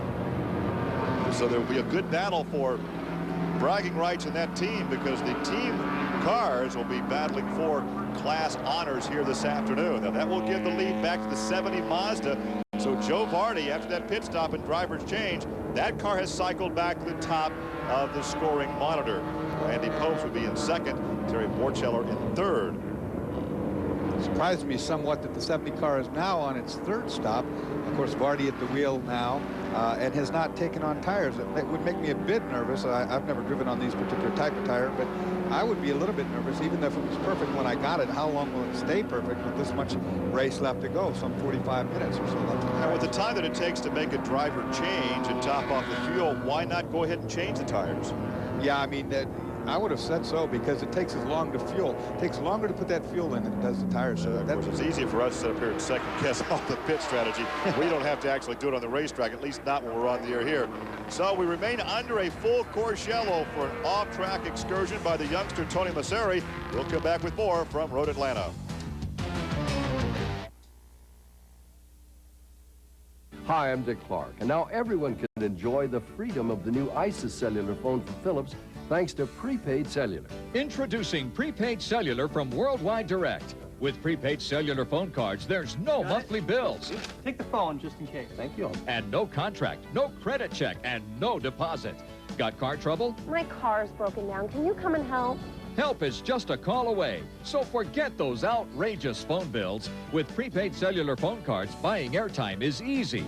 Order from home and the phone arrives at your door ready to use. Get the Philips ISIS prepaid cellular phone, a $199 value, now just 3 easy payments of $33. And there's no contract, no credit check, no deposit, and no monthly bills. So pick up the phone, America.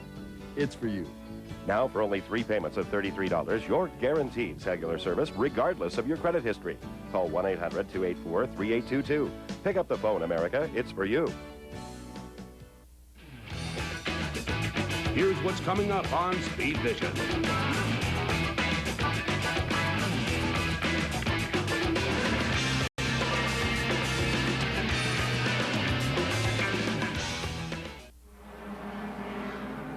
Well, we welcome you back to Road Atlanta, but some very poor luck for Terry Borcheller in 54 as they made a pit stop for a splash of gas, but they got stuck in the pits.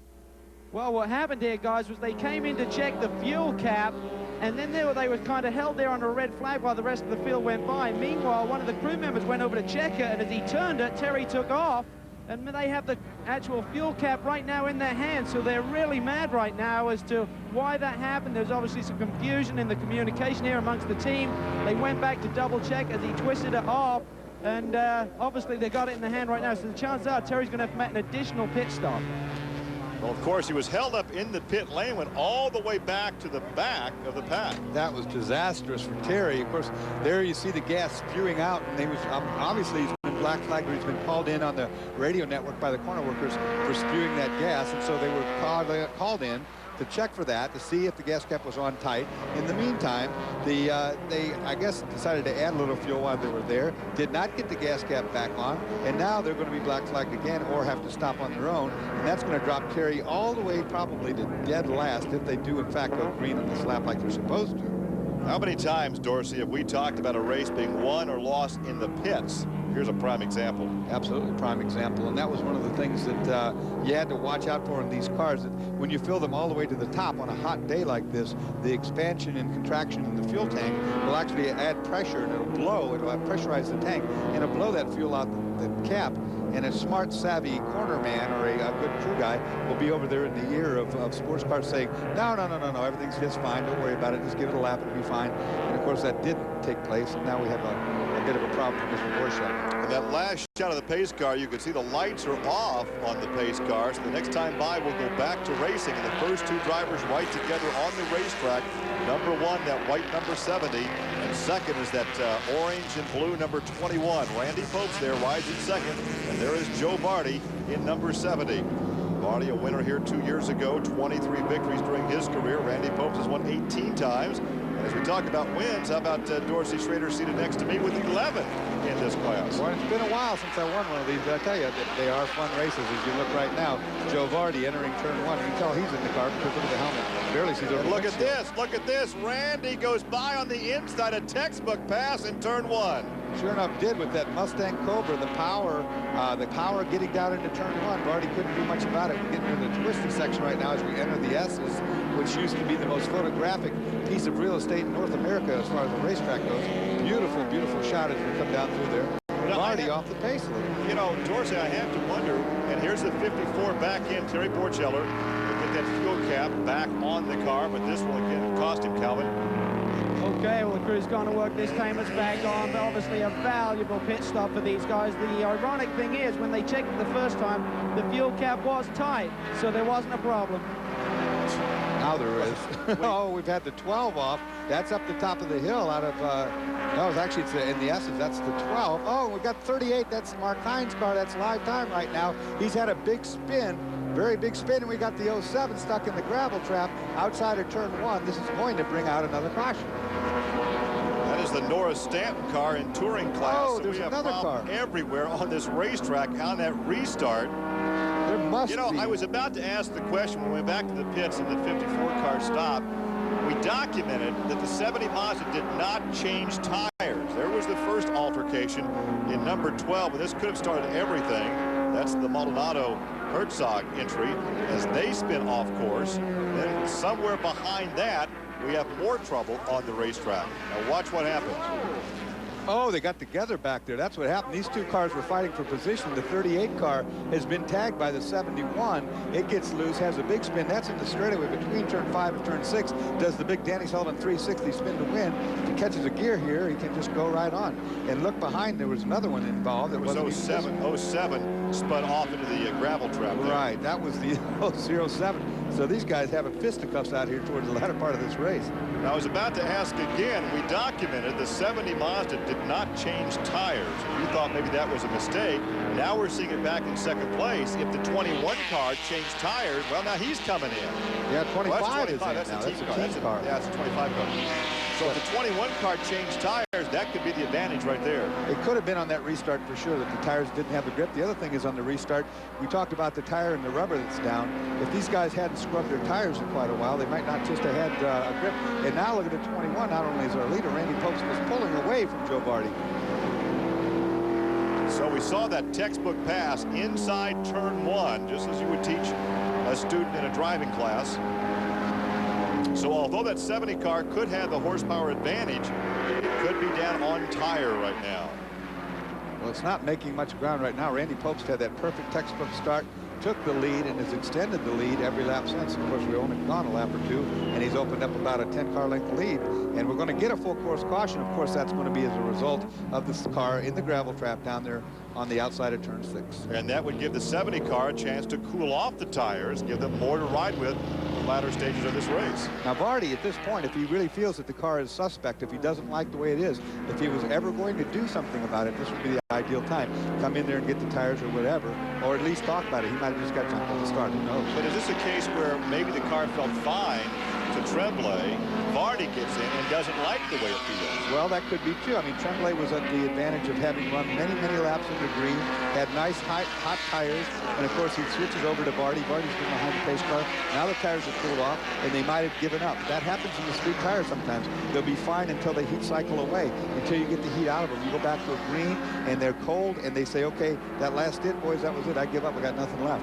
And I've had that happen before, too. The report from the pit lane is that Vardy is called back in, so the car still feels fine. So perhaps it was just a good ride, a good run into turn one that got the lead to Randy Popes in car number 21.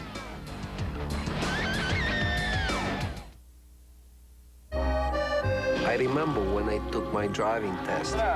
Everyone was so sure I would pass. I was already a local racing champion, the pride of my village. Everything went perfectly, but just as I opened the door, at that moment, I realized what I had to do. Drive cars with no doors.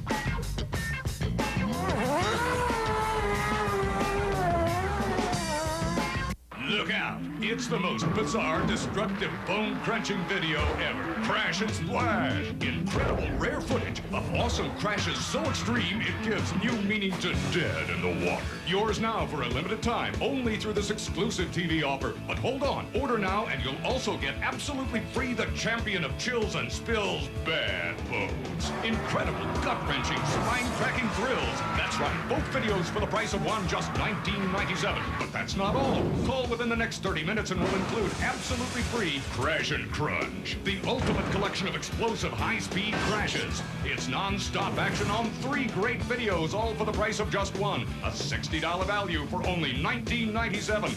Don't miss this once-in-a-lifetime offer. Call now. 1-800-710-8686. Have your credit card ready or send check or money order to the address on the screen. Order yours today. Call 1-800-710-8686. Order now.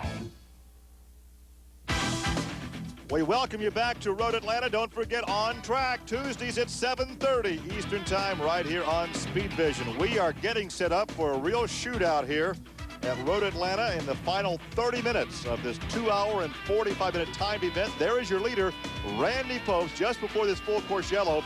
On a restart, he took the measure of Joe Vardy in the first turn in a slick pass on the inside. So he runs 1. Vardy runs in second position. Third now is Peter Sachs in the 7 car, running without power steering this afternoon. And fourth position, Bill Black teaming with Joe Danaher. Joe's 55 years of age, Bill Black is 50. And they have had a great afternoon running from 36th starting position. They're 4th now overall. So they're all bunched up behind this safety car, but will go green this next time down through the front straightaway. I would suspect that Joe Vardy is just a little bit raw over that last start thing, because he either got caught out or caught unaware as it went green. Randy Popes just put it to him and took the lead. Look here, look at here. Look, that's nowhere near the start. We haven't even come out of turn 11 yet, but he's already starting. Oh, boy. Randy says, well, if you're going to pull a stunt like that, goodbye. Yeah, Randy had enough of that. He goes, all right, we're going to play that game. I'm out of here. And there he is. Matter of fact, out of here. Ooh, over the curbing and into the dirt at over 100 miles an hour. Peter Sachs kicked up the dirt there on that start, and there is the first turn. A good look there. Who's that out in front of Well, that's somebody must have just come out of the pits. That just came out of the pits. It's a lap car. That's the 12 car. And that stacks everybody up a little bit. That actually did hurt Vardy's case a bit. Got slowed the number 21 car just a bit. But there is the gap between first and second. Popes has the legs right here. We see him stretching the lead a little bit through the S's and up here into turn 5. Both cars using the curb, so the effort is 100% right now by both drivers. Now we checked with the pit lane and we're told that the 21 car did not change tires. So both 21 and 70 are using the same tires they began the race with. So we can see a lot of sliding around here in the waning moments of this one. There's a look at the 81 car. That's Mike Fitzgerald leading in the sports class. He is now 5th overall. Let's go back to Calvin Fish in the pit lane. Well, the battle in the sports division is really shaped up into a shootout between these two teammates. Mike Fitzgerald has the local track knowledge. He should have the advantage, having won here last year, but they're saying that Eric Tressler is a great driver. He's very young and he learns fast, so he's close behind Fitzgerald. Maybe he can learn the line, learn a few tricks, and be ready to make a move at the end of the race. So this is for the lead right now. Pass has been made. At that, number 70 now has the lead. Kicks up some dirt off the corner, headed back toward turn 12 and the front straightaway. Mazda very loose coming across that turn 11 right there. You saw the front wheels going back and forth, countering the slide from the rear. Vardy driving the car very hard now by Post in the turn 1. If the tires are equal, the factor should be the ponies that the 70 car would have over the 21 car. Well, this particular case, the further it goes green, the better it is for Vardy, because Pope's car is going to put more heat in the tires, being a heavier car with the more power. You're right, it's going to be faster in the straightaway, but the longer it goes green, the nimbleness of that Mazda should show, and it should start to be able to stretch its legs. Look at Pope's over the curb down there in the S's. Not a real, I don't think he intended that, because that could send you into a place that you never wanted to get. But that can be a combination of two factors. One, the tires going away, and second, with the heat, the driver going away. Yeah, and they're both driving real hard right now. You know, this restart is getting late in the race with less than a half hour to go. There's no time for fiddling around right now. You got to show what you have, and that's what they're both doing. As you can tell, both of them pulling now clear of the third place car by quite a lot. Well, third place, Peter Sachs, once again running without power steering. Fourth is Joe Danaher. He's also leading, coming back from 36th starting position, leading in class, and fourth overall would be Mike Fitzgerald. Fifth is Eric Kressler. Sixth would be Eric Van Cleve, who was leading when he spun off course earlier. Dropped back to 8th position. He's back up to 6th. Of course, Fitzgerald, Kressler, and twin-eye BMW cars that are leading 1 and 2 in the second class here. Kressler and I work together. Actually, he's an instructor at Skip Barber Racing School. So Eric is now thinking, why can't I just do what I teach? Well, let me correct one thing. I said Eric Van Cleve was 6th. He's now 7th in the overall standings. 8th is Bill Pate in car 43, who is leading the touring class. And 23rd overall, leading in the compact, is now Steve Nowicki, who is 2 laps off the pace. But realistically, if we had not had so many yellows, those compact cars might be 3, 4, 5 laps back. And 23rd overall is not bad for a compact class car. Like I said, they get paid not only in class, but also by the overall position. And it is, in fact, those yellows that have kept us bunched up for most of this day. There is the gap between first and second. So now it just may be a case of who has protected his tires the best. Vardy almost lost it on the entry there to turn 5. He got up on the curve, got sideways. You saw a good shot right down to the steering wheel as he went full opposite lock, full left to right. Good save, good quick hands by Vardy there. That allowed Randy Popes to close in ever so slightly. There is the third place number 7 car going through your screen. Goes right in the middle of that. Borcheller in 54. Of course, the 13 car that we alluded to before is being passed right now by the lead BMW, that of Fitzgerald. That's that battle that's going on in class and by teammates. They're still going at it quite hard. As you look at Tressler trying to make a move right there. Borcheller trying to move up 54. Borcheller now up to 6th position.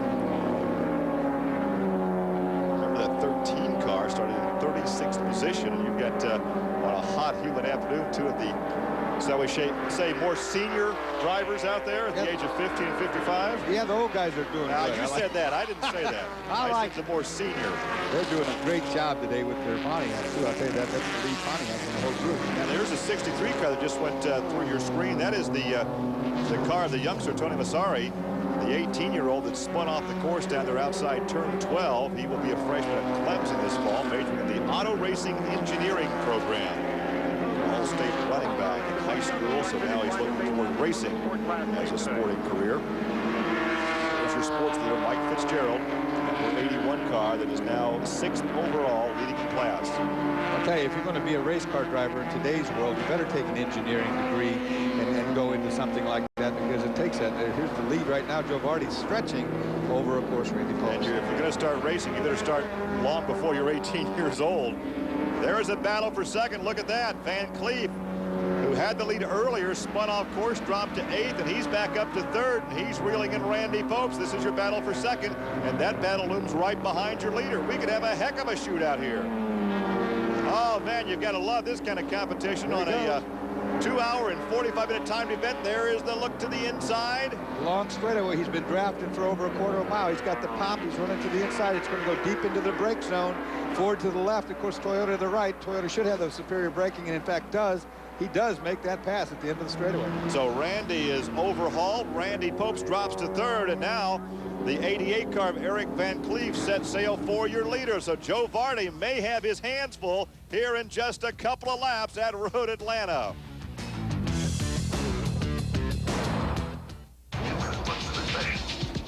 "36 drivers wait anxiously. Seconds seem like hours. One tank of gas. No pit stops. They've spent their entire lives preparing for this moment. And it can all be over in a fraction of a second. Just like sex."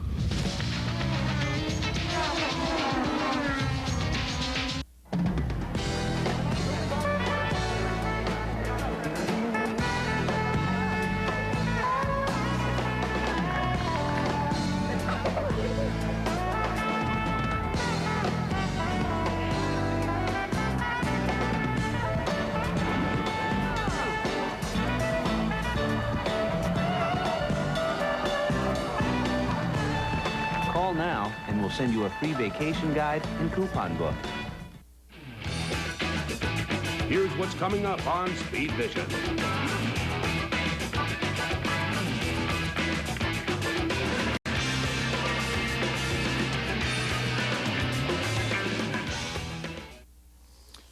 Well, it all comes down to a battle for the lead late in this race. The final 15 minutes or so, and 1, 2, 3 are on the screen together. Right there is Joe Vardy. In the 88 car is Eric Van Cleef.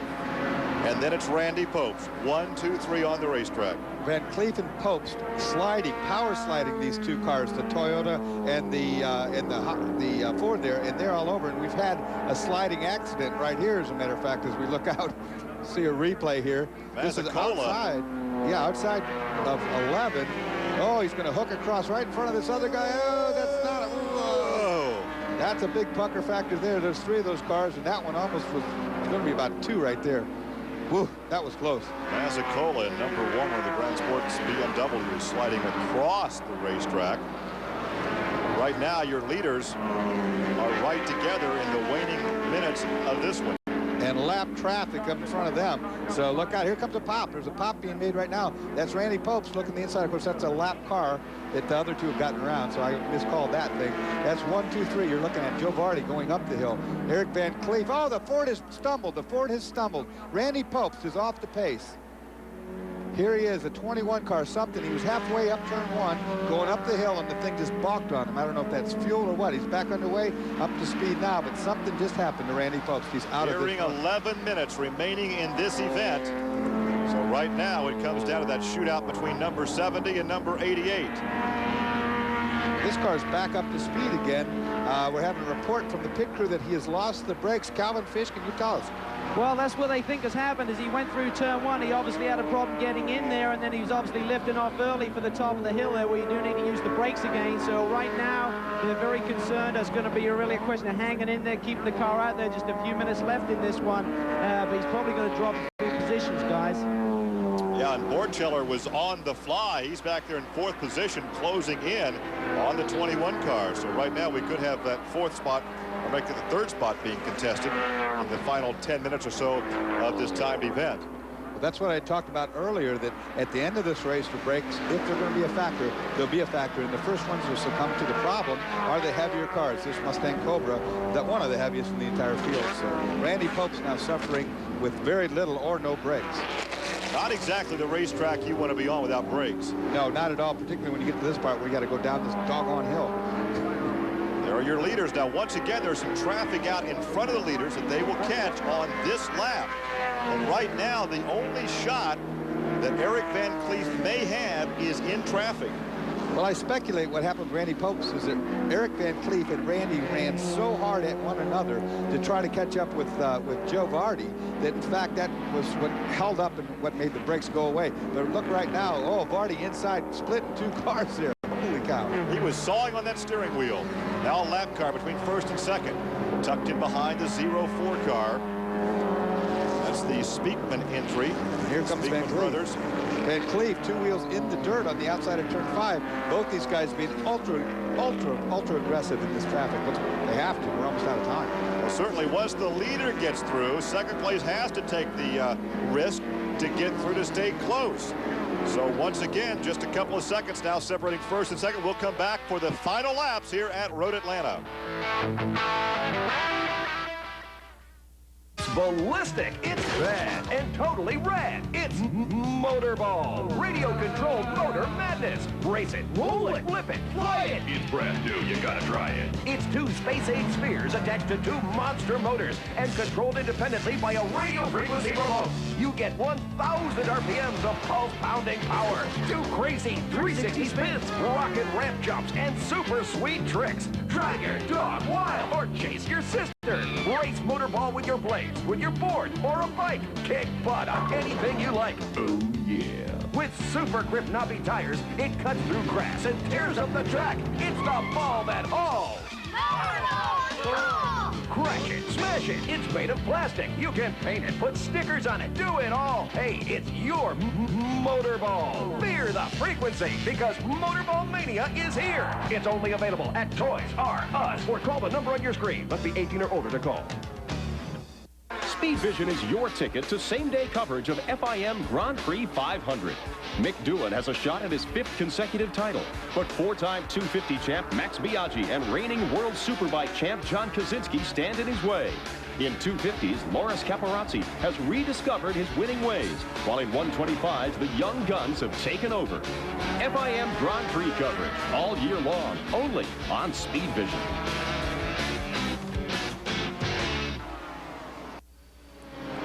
The final 5 minutes of this 2-hour and 45-minute timed event for the Speedvision Cup cars here at Road Atlanta. There is your leader, Joe Vardy, with some traffic to negotiate, enjoying now about a 5-second margin. So what had been a very tight race has now opened up just a bit to give him just a little breathing room. Part of that was a slide that Eric Van Cleef took, a good save down in turn 1. And there's the gap back to second position. Let's go back to Greg Creamer in the pit lane. Just a quick update on the number 88 Toyota. They've developed a little problem with a notchy gearbox. Remember the missed shift that they had before that cost them the spin last lap, or 2 laps ago when they went through one. Same problem, went down 1 gear too many. They're just trying to hang on to the finish now. Well, they may have to settle for second place because I really don't think that Eric has anything left for your leader. Joe Vardy, looking for his 24th victory in the stock division. Has about a 5.2-second margin right now over Eric Van Cleef. Into that 12th and final turn. Now down that short straightaway into turn 1. This is where he almost lost it about 3 laps ago on that downshift. Yeah, he's so far back now as far as the lead goes that all he can do is, if he's having a car problem, is just get into a defensive posture and just ride it out. He's not under attack any longer from the rear, from Randy Popes. He had a huge moment going into turn 1 not too long ago. We have a replay of that. As you enter turn 1, you're doing about 120 miles an hour in these cars. And he had one of these scary moments. Watch it right here. Here comes the car. He's on the outside. Big slide, big save. Watch this. Car's headed off the racetrack. He brakes, gets straight, brakes, turns, gets off the brake. Really good driving right there to save that one. And you really react with reflexes in a situation like that. The brain doesn't have time to think, this is what I need to do, and then do it. You just react. Well, obviously, he'd been in trouble in a car like that before. He knew to straighten his hands out before he got on the brake. Had he not, he'd had the wheel turned, he'd have locked the front brakes and gone into the gravel trap. He didn't do that. Instead, he straightened his hands out, got the brake done, let off the brake so that he could turn again, and re-turned a second time for the corner. So, obviously, he'd been in this situation once or twice before. You learn from your mistakes, right? Almost 6 seconds back of first place. There's a look at the 81 car leading the sports class, Mike Fitzgerald. And we started to say that the second place car of Van Cleef now enjoying a 4-second margin over third place, Randy Popes. Fourth would be Terry Borchello. You look at Mike Fitzgerald here, not only is winning his class, but he's also running 6th overall. So he's first in class 6th overall. It's a good payday coming up at the end of this game. Tremblay would take the lead in the Grand Sports Division over Borchello. Bilton would go third. There's the 43 car, Bill Pate, who's leading the touring class. right behind him, of course, is the 38 car, and that could be for position. That's Mark Hine and John Green. That could be, in fact, a race for position going on. Right now, if they finish as they're running, Nonemaker and Bill Pate would be tied for the lead in the touring class, representing new leadership in that class. Steve Nowicki would continue to lead the compact class. And this is a 4 position in the final 3.5 minutes of this race. So there's good battle going on right now in the touring class. The white flag will be displayed this time by for Joe Vardy. So Vardy, as he's at the top of the racetrack right now, a lot of elevation change here at Road Atlanta. Now he comes down the backside. So our only race going on for a class win, of course, is the touring division, and those 2 cars are right nose to tail, Nonemaker, of course, and are paid, I should say, right now. And that's probably John Green in the other car as we watch Joe Vardy running off toward his last lap of competition today. One class we had not talked about was the sports class, and Mike Culver and Eric Dresser will continue to lead in that class. Scott Hartman will go second with 57 markers, some 14 behind those that lead. Some that red clay being kicked up on the track. Looking at timing here, I'm seeing that the 54 car, the second place car, is running lap times much faster than Joe Vardy right now in trying to get this lead back. But it is, of course, the last lap as you see the white flag for Joe Vardy. So Vardy will be very careful now as he starts to negotiate some heavy traffic, and he has the luxury of about a 6.7 second margin over Eric Van Cleef, so he can take his time picking his way through traffic, because realize once he gets through, then Van Cleef has to get through that traffic. So right now that buffer will certainly play into his hand. Down through the S's for the last time. Vardy goes, you know, just like you said, all he has to do now is not get mixed up with one of these slower cars. He's got enough of a lead now. All he has to do is just drive her on home to the finish. Here he comes, cresting that little hill right there. And again, almost a 7-second margin between first and second enjoying a 3-second margin over third position. So no real battles in the Grand Sport division. Third is Randy Pope's, fourth is Terry Borcheller, and the 7th position would be Peter Tonelli, driving the race without power steering. You see the 07 guy waving over there to Joe Vardy. He says, okay, I see you're there. Pass me over here on the right. That's one of the most courteous things you can do. Let the overtaking driver know, hey, I know you're there. You know, let's make this work out real good. So Joe Vardy now on the straightaway for the final time, going for his win. So once again, the final lap for Joe Vardy took over on the second pit stop for Sylvain Tremblay. Speed Source is an aftermarket Mazda outlet that Tremblay owns down through turn 12, looking for the checkered flag, and for the second time in 2 years, this team takes the victory here at Road Atlanta. They won this thing 2 years ago. As the crew applauding, as Joe Vardy takes the checkered flag, his 24th victory in the Speedvision Cup, the 4th for his team driver, Sylvain Tremblay. They qualified for the pole yesterday and led the first 24 laps before their first pit stop. Of course, his race is over, but a lot of these other guys haven't, and here's one of them. 43 car now leading in class over the touring division, and there's lap traffic in front of them too. That is Pate in the 43, followed by John Green, I am assuming, in the 38. They are turning to turn 6 for their last time, on to 7 and on to the long straightaway. This is a class battle for touring division. So right here, it's going to set it up. If the 38 can get a good run off this corner and get in the draft, we might see a pass into that new braking zone in the new section of the racetrack. Well, Bill Pate continues to lead in touring class at number 43. The only battle right now for position on the racetrack, about 5, 6, 7 car lengths back to Green. In that black car, does not look like he will be able to mount a challenge right here. No, he's not quite tucked up enough to get much help from the draft. Looks like Pate has more straight line speed. We'll see what happens in the brake zone for the last time into the new chicane that they put in. No gain, no loss right there. I think this finish will be just about like they're looking at. Once again through that new section of the racetrack, through the bridge, and down to turn 12, then across the start-finish line. Here comes the checkered flag for Bill Pate, so he will take the victory. Ooh, they do close it up right there. Pate has to hang on, and he does take the victory in the touring class. He had a run going, didn't he? Just about that far.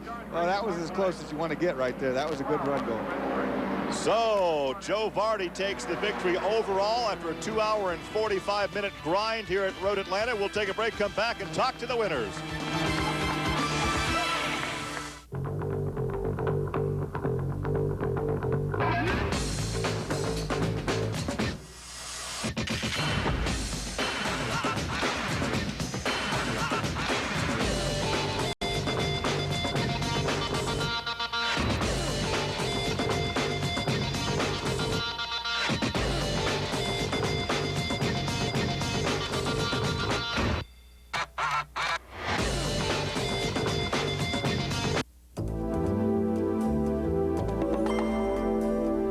which of these tires will stop faster?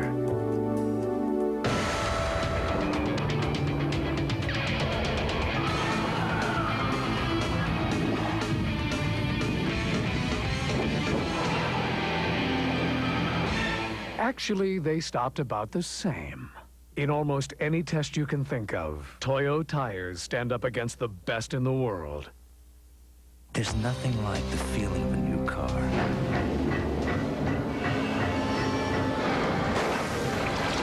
We bottled it. Armor All Protectant. It shines, it protects. It's new car juice. It was a time of champions on and off the speedway.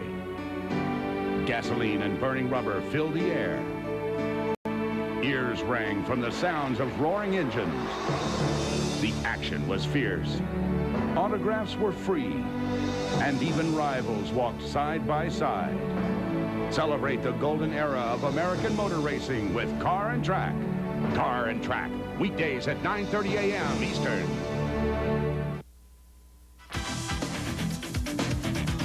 The Sports Car Grand Prix from Road Atlanta, featuring the Speedvision Cup, was brought to you by BMW, the ultimate driving machine, and presented by Toyo Tires. On the road or on the track, Toyo Praxis radios deliver quality second to none for uncompromised performance. Toyo Tires, driven to perform. Welcome back to Road Atlanta, specifically to Victory Circle. A couple of very happy gentlemen. Joe Vardy brought the number 70 Speed Source Mazda into Victory Circle, and Sylvain Tremblay, the team owner, a little re-engineering and a great co-driver. What a great day. Yeah, the circumstances were such that, usually we had to change our game plan, but man, we took him out of mothballs, and he did the job for us again, just like 2 years ago. The crew did a great job. The car was just flawless, BMW raised the game, and we're just right there with them. So thanks to David Haskell, Dynamic Shocks, and Mazda. We're here in Victory Circle with my old pal, Joe Vardy. They're celebrating, guys. So Vardy picks up his 24th career victory in Speedvision Cup competition, and the 4th for his teammate and team owner, Sylvain Tremblay. So once again, you take a look at the final results. Van Cleef and Conway there finishing second after a great battle with the number 21 car of Randy Popes as we continue through the rundown here this afternoon. Well, the new Road Atlanta is no longer new, as we just saw a great Speedvision Cup race, and these guys are going home. First racers on this racetrack. Good job today. We saw some great racing, had a lot of lengthy yellows, which allowed the guys to make their pit stops under yellow. That scrambled things just a bit, but some great racing late in the race. And the tires, not exactly a factor. The brakes weren't the factor we thought they might be. But they did really good with the heat today. If they can stand up through what they did today, they can stand up through anything. This was a hot one. Goes on from here, they go on to Mosport Park up in Canada, then Sebring, and wrap it all up as they return to Road Atlanta on October 3rd for a 3-hour event. So our congratulations to Joe Vardy. For Dorsey Schrader, Calvin Fish, and Greg Creamer, I'm Gary Lee. Thanks for joining us so long from Road Atlanta.